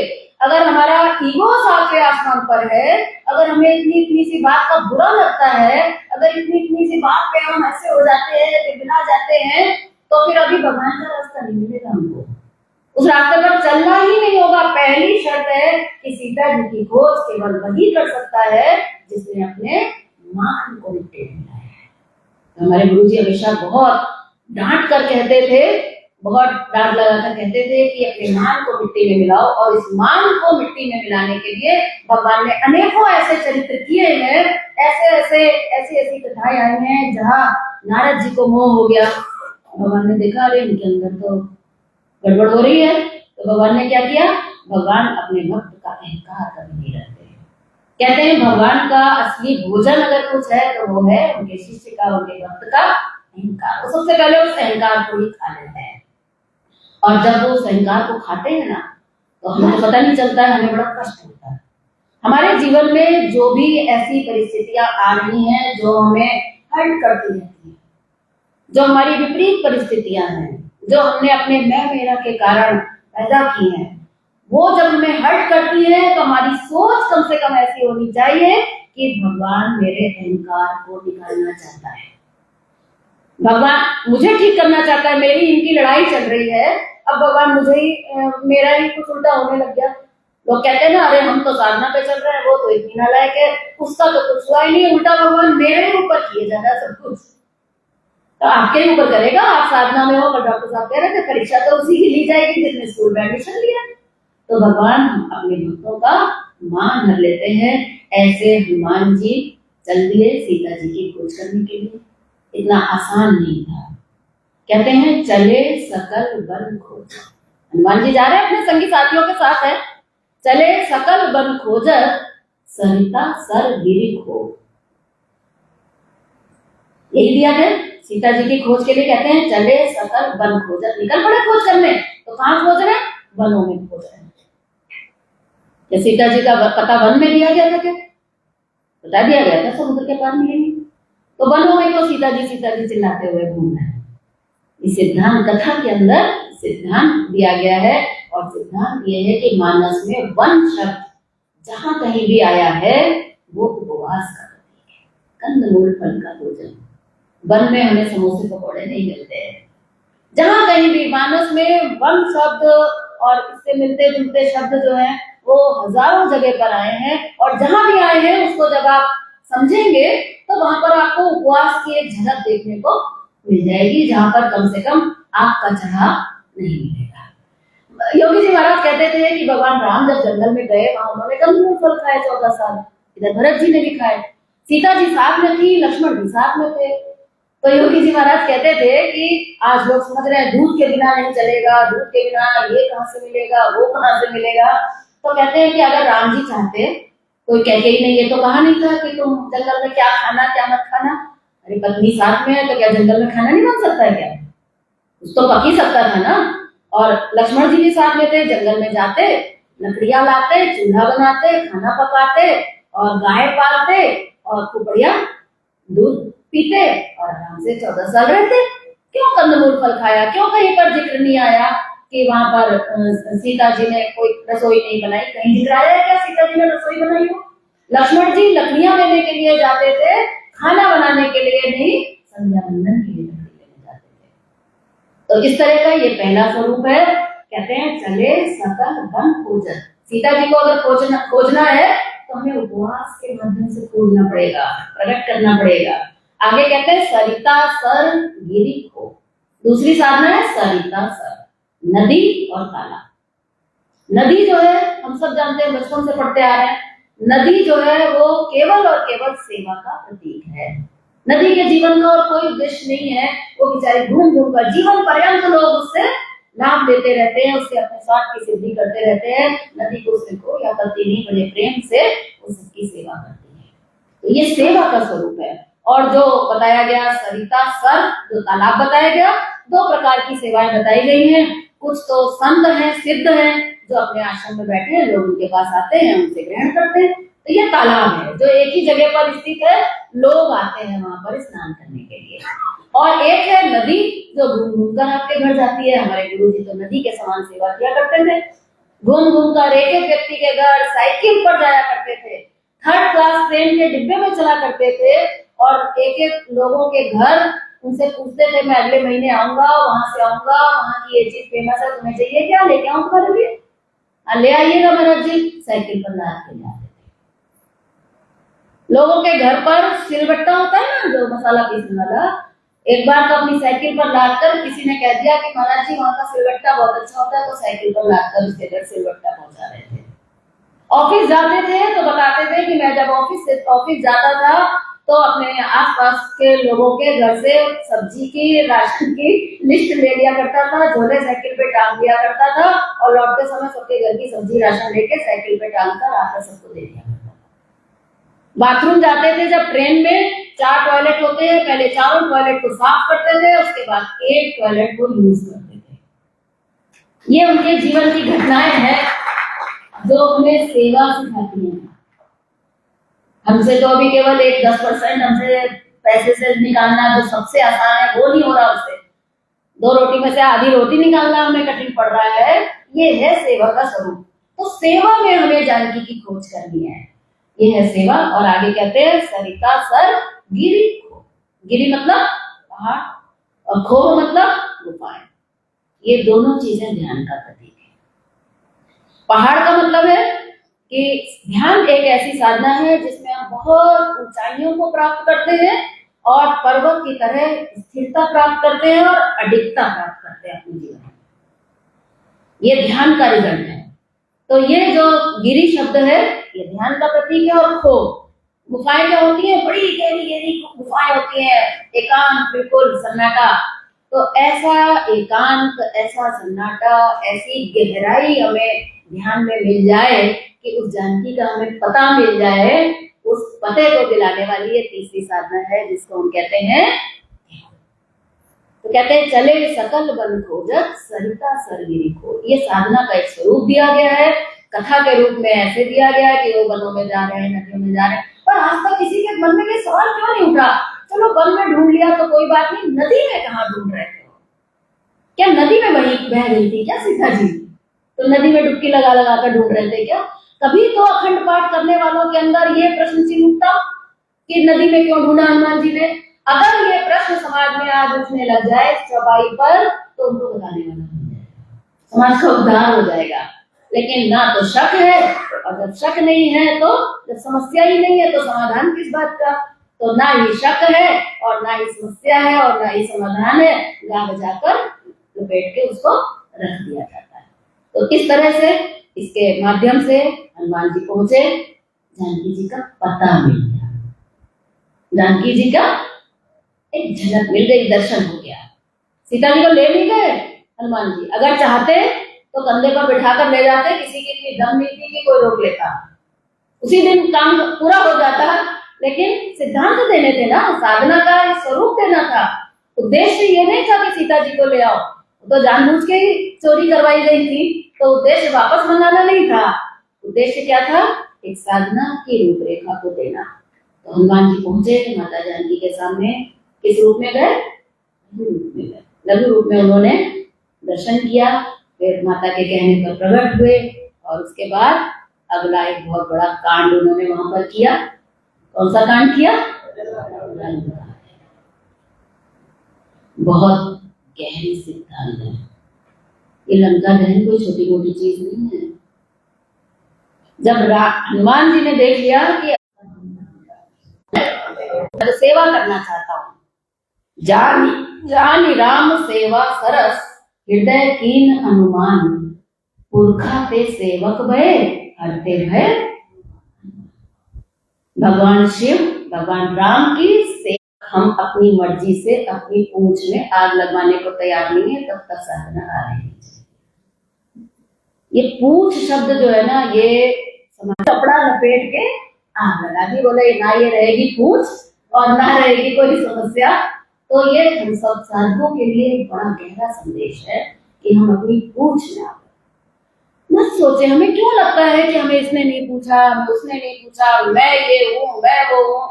किसी आप बहुत बड़े अफसर है, किसी सभा में जाइए, आपको कोई पहचान ही नहीं, बैठे हैं आप तो कहीं बीच में भीड़ में बैठ गए तो आप बेचैन होते रहेंगे, अरे मैं इतना बड़ा अफसर है या किसी ने पूछा ही नहीं मुझे। ये अहंकार का ही प्रतीक है। और उसके बाद दूसरी आग कहाँ लगाई? पूंछ के माध्यम से लंका। लंका क्या है? बाहरी चमक धमक जो हमने लपेट रखी अपने मोह को, उसी के अंदर बंद कर रखा है। किसके अंदर? खास तौर से ये लंका सोने की है। मैंने कल भी आपसे कहा था कि ये सोना जो है वो बहुत खतरनाक है। अगर सोने से हमने प्रभु का भाग नहीं निकालना सीखा तो सच में ये सोना जो है ना, जैसे रावण को बर्बाद कर गया। सोना किसका था? रावण का था ना। आग किसने लगाई? हनुमान जी ने। आग लग जाएगी, विनाश हो जाएगा, सर्वनाश हो जाएगा, लेकिन ये लंका आपके जीवन में किसी काम नहीं आने वाली है। सोने की जो हमने लंका ही खड़ी कर रखी है, तो ये जो लंका हमने खड़ी की है इसमें हमें आग लगवानी ही पड़ेगी। ये नहीं कह रहे हैं कि आग लगा दीजिएगा जाकर घर में, लेकिन जो इसकी वैल्यूज हमने अपने हृदय में बटोर कर रखी हैं, सोने की वैल्यूज, अपने मान की वैल्यूज, अपने आसक्तियों की वैल्यूज, अपने कामनाओं की वैल्यूज, इसमें हमें अपने आप आग लगानी होगी। और ये आग लगाने का काम करती है सेवा की साधना। ऐसा करके हनुमान जी पहुंचे राम जी के पास, संदेशा दिया। सीता जी तो सोचे कि शायद लिए जाएंगे हमें, लेकिन उन्होंने कहा नहीं, अभी प्रभु का आदेश नहीं है, मैं नहीं दे सकता आपको। हमारा केवल काम है सीता की खोज करना। इसके ऊपर जो आवरण लगे हुए हैं, जो विकार है, हमारे वश में नहीं है इनको मारना। इनको मारने के लिए राम जी को आना पड़ेगा। हनुमान जी चाहते हैं तो रावण को मार देते, लेकिन सिद्धांत गलत हो जाता है। हनुमान जी नहीं मारेंगे, मारेगा तो आज हमारे अंदर जो भी विकार है, अगर हमें ऐसा लगता है कि नहीं अब तो हमने साधना सीख ली, अब तो हम ही कर लेंगे सब कुछ, जब तक हमारे अंदर प्रभु का सहारा नहीं होगा है, प्रभु हम आपकी शरण में, हम आपके सन्मुख हैं, आप मेरे पापों को दूर करिए, तो भगवान आपकी लड़ाई लड़ेगा। अगर आप अपनी लड़ाई खुद लड़ेंगे तो भगवान पीछे खड़ा रहेगा। बाली ने अपनी लड़ाई लड़ी, सुग्रीव ने अपनी लड़ाई लड़ी, तो भगवान पीछे खड़े रहे। जब सुग्रीव भी हार गया, अपनी पूरी तरह से उसने सरेंडर कर दिया, तब भगवान ने उसको, बाली को मार दिया। तो ये सरेंडर हमारे अंदर जब तक नहीं आएगा, तब तक ये विकार पूरी तरह से मिटने वाले नहीं है। थोड़े मिटेंगे, थोड़े फिर बनेंगे, बस ऐसी ही कहानी चलती रहेगी। तो इस प्रकार से राम जी आए, युद्ध शुरू। राम जी ने युद्ध किस भावना से किया जाता है, इस भावना को यहाँ पर दर्शाया गया। भगवान श्री राम जी कोई युद्ध करना नहीं चाहते। भगवान श्री राम का उद्देश्य कोई जानकी जी को छुड़ाकर लाना नहीं है। भगवान का उद्देश्य है कि सामने वाले ने गलती की है और वो अपनी गलती सुधार ले और उसका भी कल्याण हो जाए। यही चाहता है ना भगवान की सभी लोग सही मार्ग पर लग जाओ, सब लोग अपने जीवन का उद्धार कर लो। क्यों हमें तुम्हारे साथ, क्यों हमें तुम्हारे अहंकार को खाने की जरूरत पड़े, तुम्हें कष्ट हो, क्यों तुम इतने अहंकार में लिपटे हो, थोड़ा बच के रहो। तो भगवान ने दूत भेजा। पहले हनुमान जी को भेजा था, दोबारा किसको भेजा? अंगद जी को भेजा। और अंगद जी से ये कह के भेजा कि ऐसा ही काम वहां जाकर करना, काम कुछ मत करना। हनुमान जी गए थे, बड़ा काम कराए, हमने तो काम करने के लिए कहा नहीं था। ये राम नहीं कहेंगे आपसे कि अपनी पूंछ में आग तुम लगाओ, तुम्हें खुद लगानी है। इसलिए हनुमान जी ने आग लगाने से पहले राम जी से पूछा नहीं कि लगाओ कि ना लगाओ, वो तो पहली शर्त है, वो हमें लगानी है। लेकिन आगे का काम राम जी से पूछकर होगा। तो भगवान राम जी ने उपदेश दिया, कहा कि तुम जाओ और दुश्मन के साथ, रावण के साथ ऐसी बात करना कि जासु क्या है चौपाई, काज हमार तासुहित हुई, हमारा काम हो जाए। हमारा काम है जानकी को प्रकट करना और उसका हित हो जाए। हमारा काम केवल ये नहीं केवल जानकी को उठा के ले आए, हमारा उद्देश्य है कि काज हमारा भी काम हो जाए और तासुहित होए, उसका भी कल्याण हो जाए। मैं उसको कोई सजा देना नहीं चाहता हूँ, मैं उसको कोई मारना नहीं चाहता। लेकिन रावण की हालत ये थी कि वो देने को तैयार, इतनी रानियां, अनगिनत रानियां उसके पास थी। मंदोदरी ने भी बहुत समझाया, लेकिन रावण मानने को तैयार। योगी जी महाराज कहते थे इतनी रानियां थी, कौन मांग रहा था? एक तो जो दूसरे के लिए आए वो तो दे दो, कम से कम दूसरे का तो कम से कम छीन के मत रखो। आज हमारी थाली में, आज हमारी पॉकेट में अगर हिस्सा नहीं निकला है तो सच पूछिए तो हमने दूसरे का मांग के रखा है। कम से कम दूसरे का तो दे दो, जो तुम्हारा नहीं है वो तो दे दो। 10 तो दे दो, 90 तुम्हारा है वो दे रखो। शास्त्र संबद्ध बात है, ये कोई कहानी तो है नहीं, शास्त्रों में दिया हुआ है, इसका उल्लेख है। तो भगवान ने कहा कि ऐसा हमें करना है। अगर रावण देने को तैयार नहीं है तो युद्ध होगा। कौरव देने को तैयार नहीं थे, भगवान ने कहा 5 गांव दे दो, केवल इतने बड़े की बात छोड़ो, केवल 5 दे दो। कौरव ने क्या कहा? मैं तो एक सुई की नोक बराबर भी नहीं दूंगा। भगवान ने कहा फिर तो महाभारत होकर रहेगा और तुम 1 इंच जमीन तो क्या तुम सारी दोगे। जो आज हम देने को नहीं तैयार है, इतना देने को नहीं तैयार है, तो क्या होगा, लास्ट में सारा छोड़ के जानेंगे। बाइबल में एक बड़ी सुंदर बात लिखी है, समय बहुत तेजी से भाग रहा है। बाइबल में एक बड़ी सुंदर बात लिखी है, एक बार मैंने पढ़ी, मुझे बड़ा अच्छा लगा। कहते हैं जिस बटुए में तुम संग्रह करते हो, जिस बटुए में, जिस लॉकर में तुमने जमा कर करके रखा है, बोले तुम्हें पता नहीं है उस बटुए में छेद है। तुम जितना जमा करते हो वो निकल जाता है। बोले अगर जमा करना चाहते हो तो सावधानी से उस बटुए में जमा करो, जिस बटुए से कहीं जाता नहीं है, मरने के बाद भी वो तुम्हारे साथ रहता है, और वो है भगवान का बटुआ। भगवान को अपना पार्टनर है। रावण ने जब नहीं मानी, सीता जी को देने को तैयार नहीं हुआ, युद्ध हुआ। ये जो युद्ध है, ये बड़ा ही सैद्धांतिक इसके अंदर पक्ष दिया गया। युद्ध करने वाले भगवान राम के सहायक कौन हुए? वानर और वानर सेना तैयार की गई। रामचरितमानस के अनुसार वानर कौन है? बोले नरहा विकल्पे वानर, जो नर बनना चाहता है उसको वानर कहते हैं। हम सब यहाँ क्या बनना चाहते हैं? नर बनना चाहते हैं ना। वेद कहते हैं मनुर्भव, मनुष्य बनो।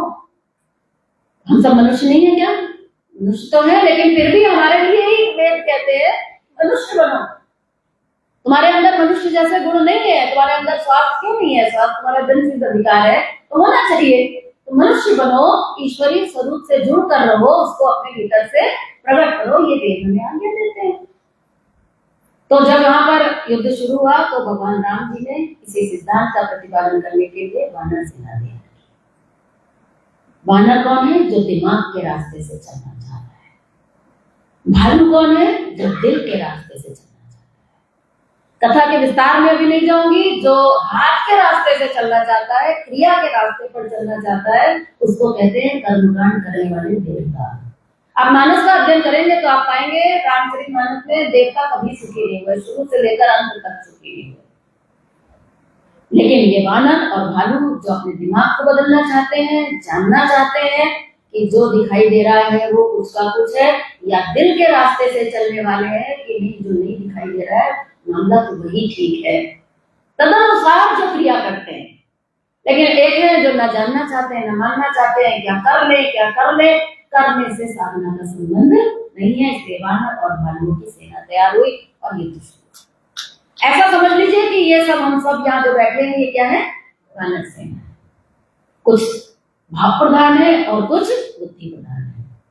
रावण से जब लड़ने चले, इतने उत्साहित कि राम जी से बोले आप तो बैठिए, इनको, इस रावण का तो हम ही नाश कर देंगे, हम ही काफी है इनके लिए, तुम आप तो प्रभु विश्राम करिए। उनको पता नहीं था कि ये इतना आसान नहीं है। उत्साह तो अच्छी बात है। हम लोग भी जब साधना में लगते हैं तो हमें लगता है अरे अब तो सब समझ में आ गया, तो अब सब हो जाएगा, कोई दिक्कत नहीं है।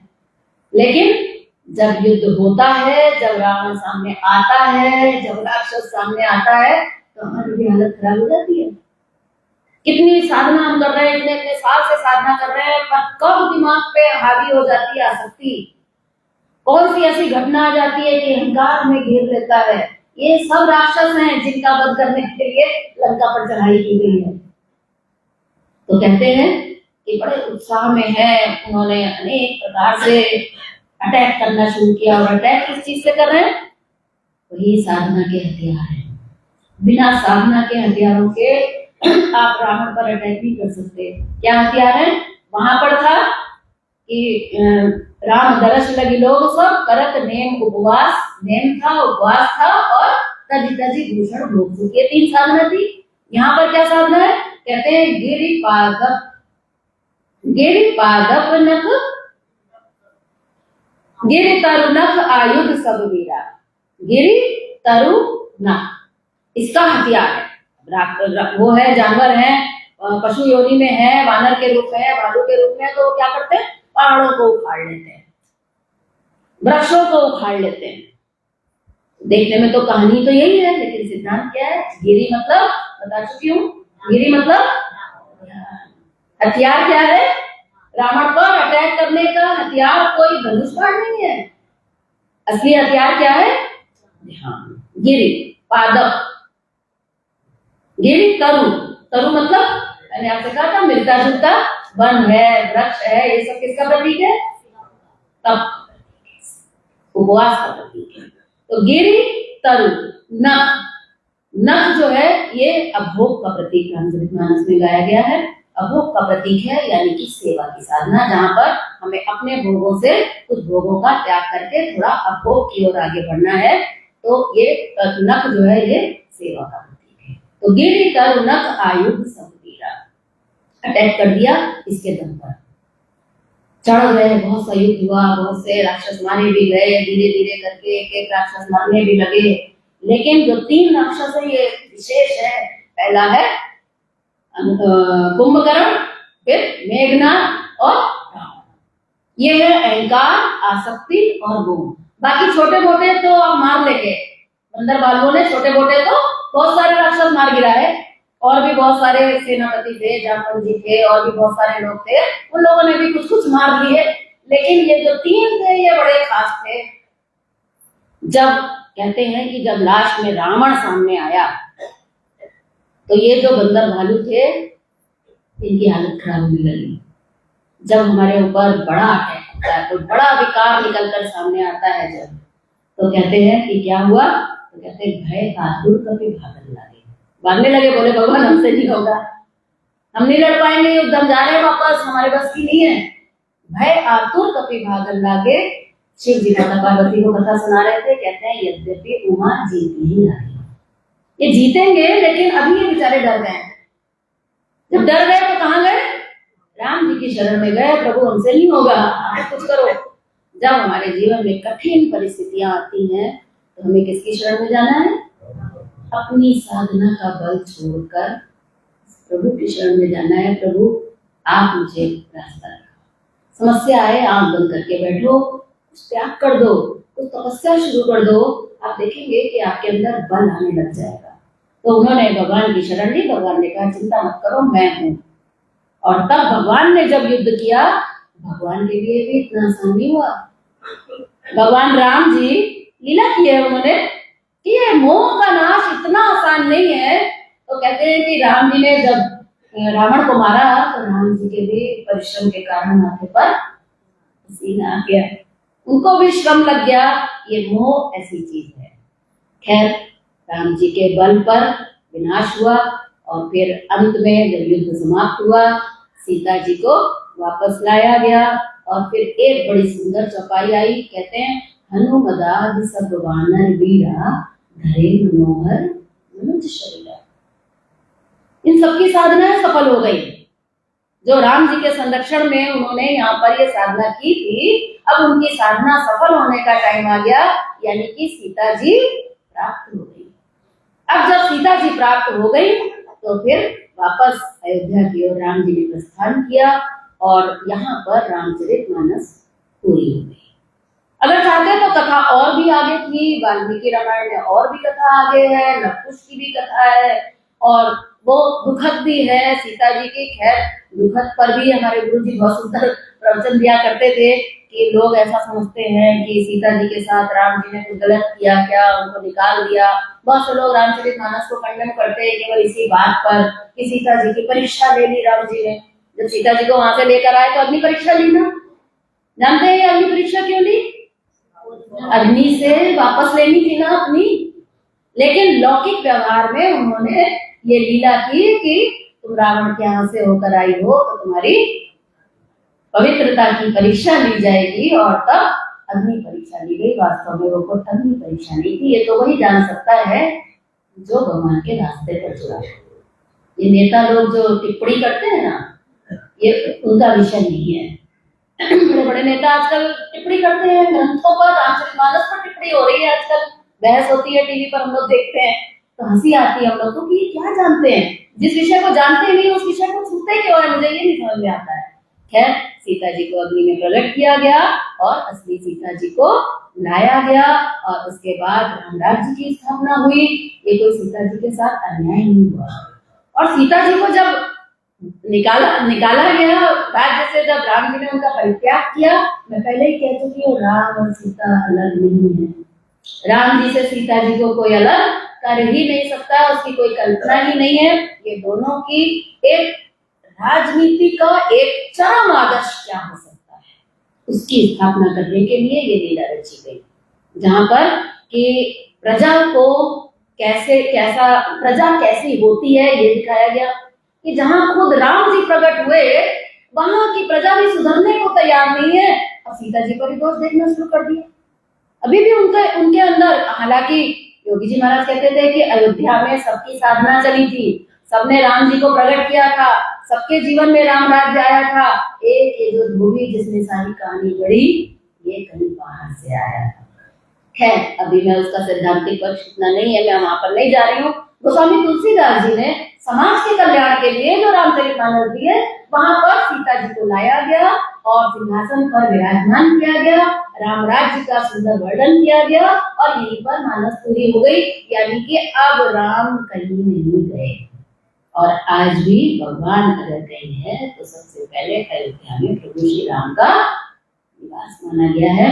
सर्वत्र कण कण में व्याप्त प्रभु श्री राम जी। और अयोध्या क्या है, ये फैजाबाद वाली अयोध्या नहीं है यूपी में जो है। वास्तव में अयोध्या क्या है? अयोध्या हमारा ये मानव व्यक्तित्व है जहां पर अब कोई युद्ध नहीं है। अयोध्या मतलब जहां कोई युद्ध नहीं है, किसी विकार से हमें अब लड़ना नहीं है, ना कोई कफ रह गया, ना कोई पित्त रह गया, ना वायु रह गई, ना काम रह गया, ना क्रोध रह गया। अब तो केवल राम जी का राज्य हमारे इस मानव जीवन में हो गया और अब हमारा वो राम उस अयोध्या में बसता है। तो हमें अपने आप को अयोध्या बनाना है और अपने अंदर राम राज्य पैदा करना है। समाज में जब तक आप राम राज्य की कल्पना करेंगे तब तक कभी सफल नहीं होंगे। गांधी जी ने बड़ी कोशिश की कि राम राज्य आ जाए, भारत में फिर से राम राज्य आ जाए। राम राज्य कोई सामाजिक कृत्य नहीं है। राम राज्य केवल और केवल व्यक्तिगत विषय है। अपने जीवन में हमें राम का प्रागट्य करना है जहां पर किसी प्रकार का कोई भी दुख ना हो। राम राज्य की व्याख्या कभी कभी डॉक्टर साहब बहुत सुंदर करते हैं, आप लोगों ने शिविरों में सुनी होगी। समय नहीं है, अभी उसके विस्तार में मैं नहीं जाऊंगी। मैंने बहुत संक्षेप में, आप कहेंगे 1.5 घंटे से बोल रही है, संक्षेप में बोल रही है। देखिए, मानस जैसा ग्रंथ जो अनंत है, अखंड है, परम्पार है, उसका पार पाना कम से कम मेरे वश की तो बात नहीं है। मैंने तो जो यहाँ पर बैठकर गुरु ने जो प्रेरणा दी, जो उन्होंने बोला वो मैंने आपके सामने परोस दिया। कुछ अच्छा लगा हो तो इनकी कृपा, और कहीं त्रुटि भी हो सकती है, मानवीय भूल भी कोई हो सकती है। अगर कोई भूल है, कोई कमी रह गई तो मेरी है, ये मैं अच्छी तरह जानती हूँ। लेकिन ये रामचरितमानस और इसके द्वारा दी गई ये मानस योग साधना बहुत ऊंची साधना है, बहुत ऊंची साधना है। इसको खाने पीने की, स्वास्थ्य की साधना मानने की भूल मत करना। नहीं तो हमारे गुरु जी जैसे कहते हैं, डॉक्टर साहब कहते हैं, गाय पाल ली सिर्फ इसलिए कि गोबर देगी तो कंडा बनेगा। गाय पाली जाती है तो दूध के लिए पाली जाती है, इसलिए साधना करो तो ईश्वर प्राप्ति के लिए करो। अंत में मैं ये कहकर अपनी वाणी को विराम दूंगी कि अगर आप में से कुछ लोग, सब नहीं, अगर आपको लगता है कि आप साधना में यहाँ तक पहुंच चुके हैं कि अब आप रामचरितमानस के अंदर प्रवेश अगर करना चाहते हैं, ये है वो आपकी कुंजी। प्रारंभ में जीवनी शक्ति कैसे जगाए, सेवा का सिद्धांत, ध्यान का विज्ञान, प्रकृति की रसोई, भोजन से शक्ति नहीं, चिकित्सा विज्ञान की भ्रांति, ये सब है। लेकिन इन सबका जो गंतव्य है वो है ये तप सेवा सिमरन। मैं इसको कभी भी पुस्तक नहीं कहती हूँ, ये तप सेवा सिमरन किताब नहीं है, बल्कि ये रामचरितमानस का आधुनिक अवतार मानती हूँ मैं इसको। क्योंकि इसकी रचना योगी जी महाराज ने 2001 में जैसे छोड़ा तो 2005 में 4 में योगी जी महाराज ने इसको लिखना शुरू किया। कुछ पुरानी किताब को इसमें वापस संग्रहित किया, मर्ज किया, और उसके बाद रात और दिन जागकर उन्होंने इस ग्रंथ की रचना की। और 2005 के एंड में ये किताब बनकर तैयार हुई और 2006 में अखिलेश जी महाराज हमारे बीच से चले गए। तो ये उनकी अंतिम और सर्वश्रेष्ठ देन है हम उन साधकों के लिए जो अपनी साधना में गहराई में घुसना चाहते हैं। अखिलेश जी महाराज का जब जाना हुआ तो ऐसे पता नहीं कितने साधक हमारे संपर्क में बाद में आए जिन्होंने हमें ये बताया कि हम केवल इस किताब को पढ़कर इस साधना को 100% कर रहे हैं और हमारे जीवन में ये परिणाम है। मेरा ऐसा मानना है कि इस किताब को अगर किसी ने शुरू से लेकर आखिर तक मन लगाकर पढ़ लिया, बुद्धि लगाकर समझने की कोशिश की और थोड़ा दिल के दरवाजों को खोल दिया, तो ये किताब आपके भीतर राम को प्रकट करने के लिए बहुत महत्वपूर्ण है। इसीलिए पहले इसकी कीमत, मोटी किताब है, प्रिंटिंग के हिसाब से पहले इसकी कीमत 250 थी, लोग कम ले पाते थे, जन जन तक नहीं पहुंच पाती थी। तो पिछले 2 वर्ष पूर्व अखिलेश जी महाराज के जन्मदिवस के अवसर पर उनकी प्रेरणा से इसकी कीमत को प्रिंटिंग मूल्य से भी नीचे लाने की कोशिश की गई और इसको 150 रुपए में आज आपके लिए उपलब्ध कराया गया है। इसका ऑडियो वर्जन भी पेन ड्राइव में है, अगर आप सुनकर भी लाभ लेना चाहें तो आप इस किताब को एक बार पढ़िए। अगर आप अपने को इसके योग्य मानते हैं तो इसका अध्ययन करिए। इतना ही कहकर मैं अपनी वाणी को विराम देती हूँ। आप सभी लोगों का बहुत बहुत धन्यवाद।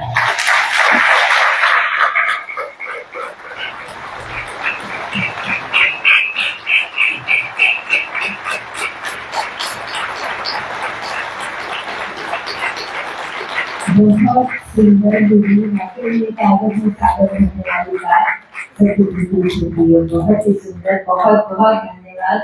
पूरी कथा के माध्यम से इन सिद्धांतों को समझाने का बहुत ही सरल तरीके से जो कि अंदर तक पहुंच गए हैं, ऐसा लगता है। बहुत बहुत धन्यवाद।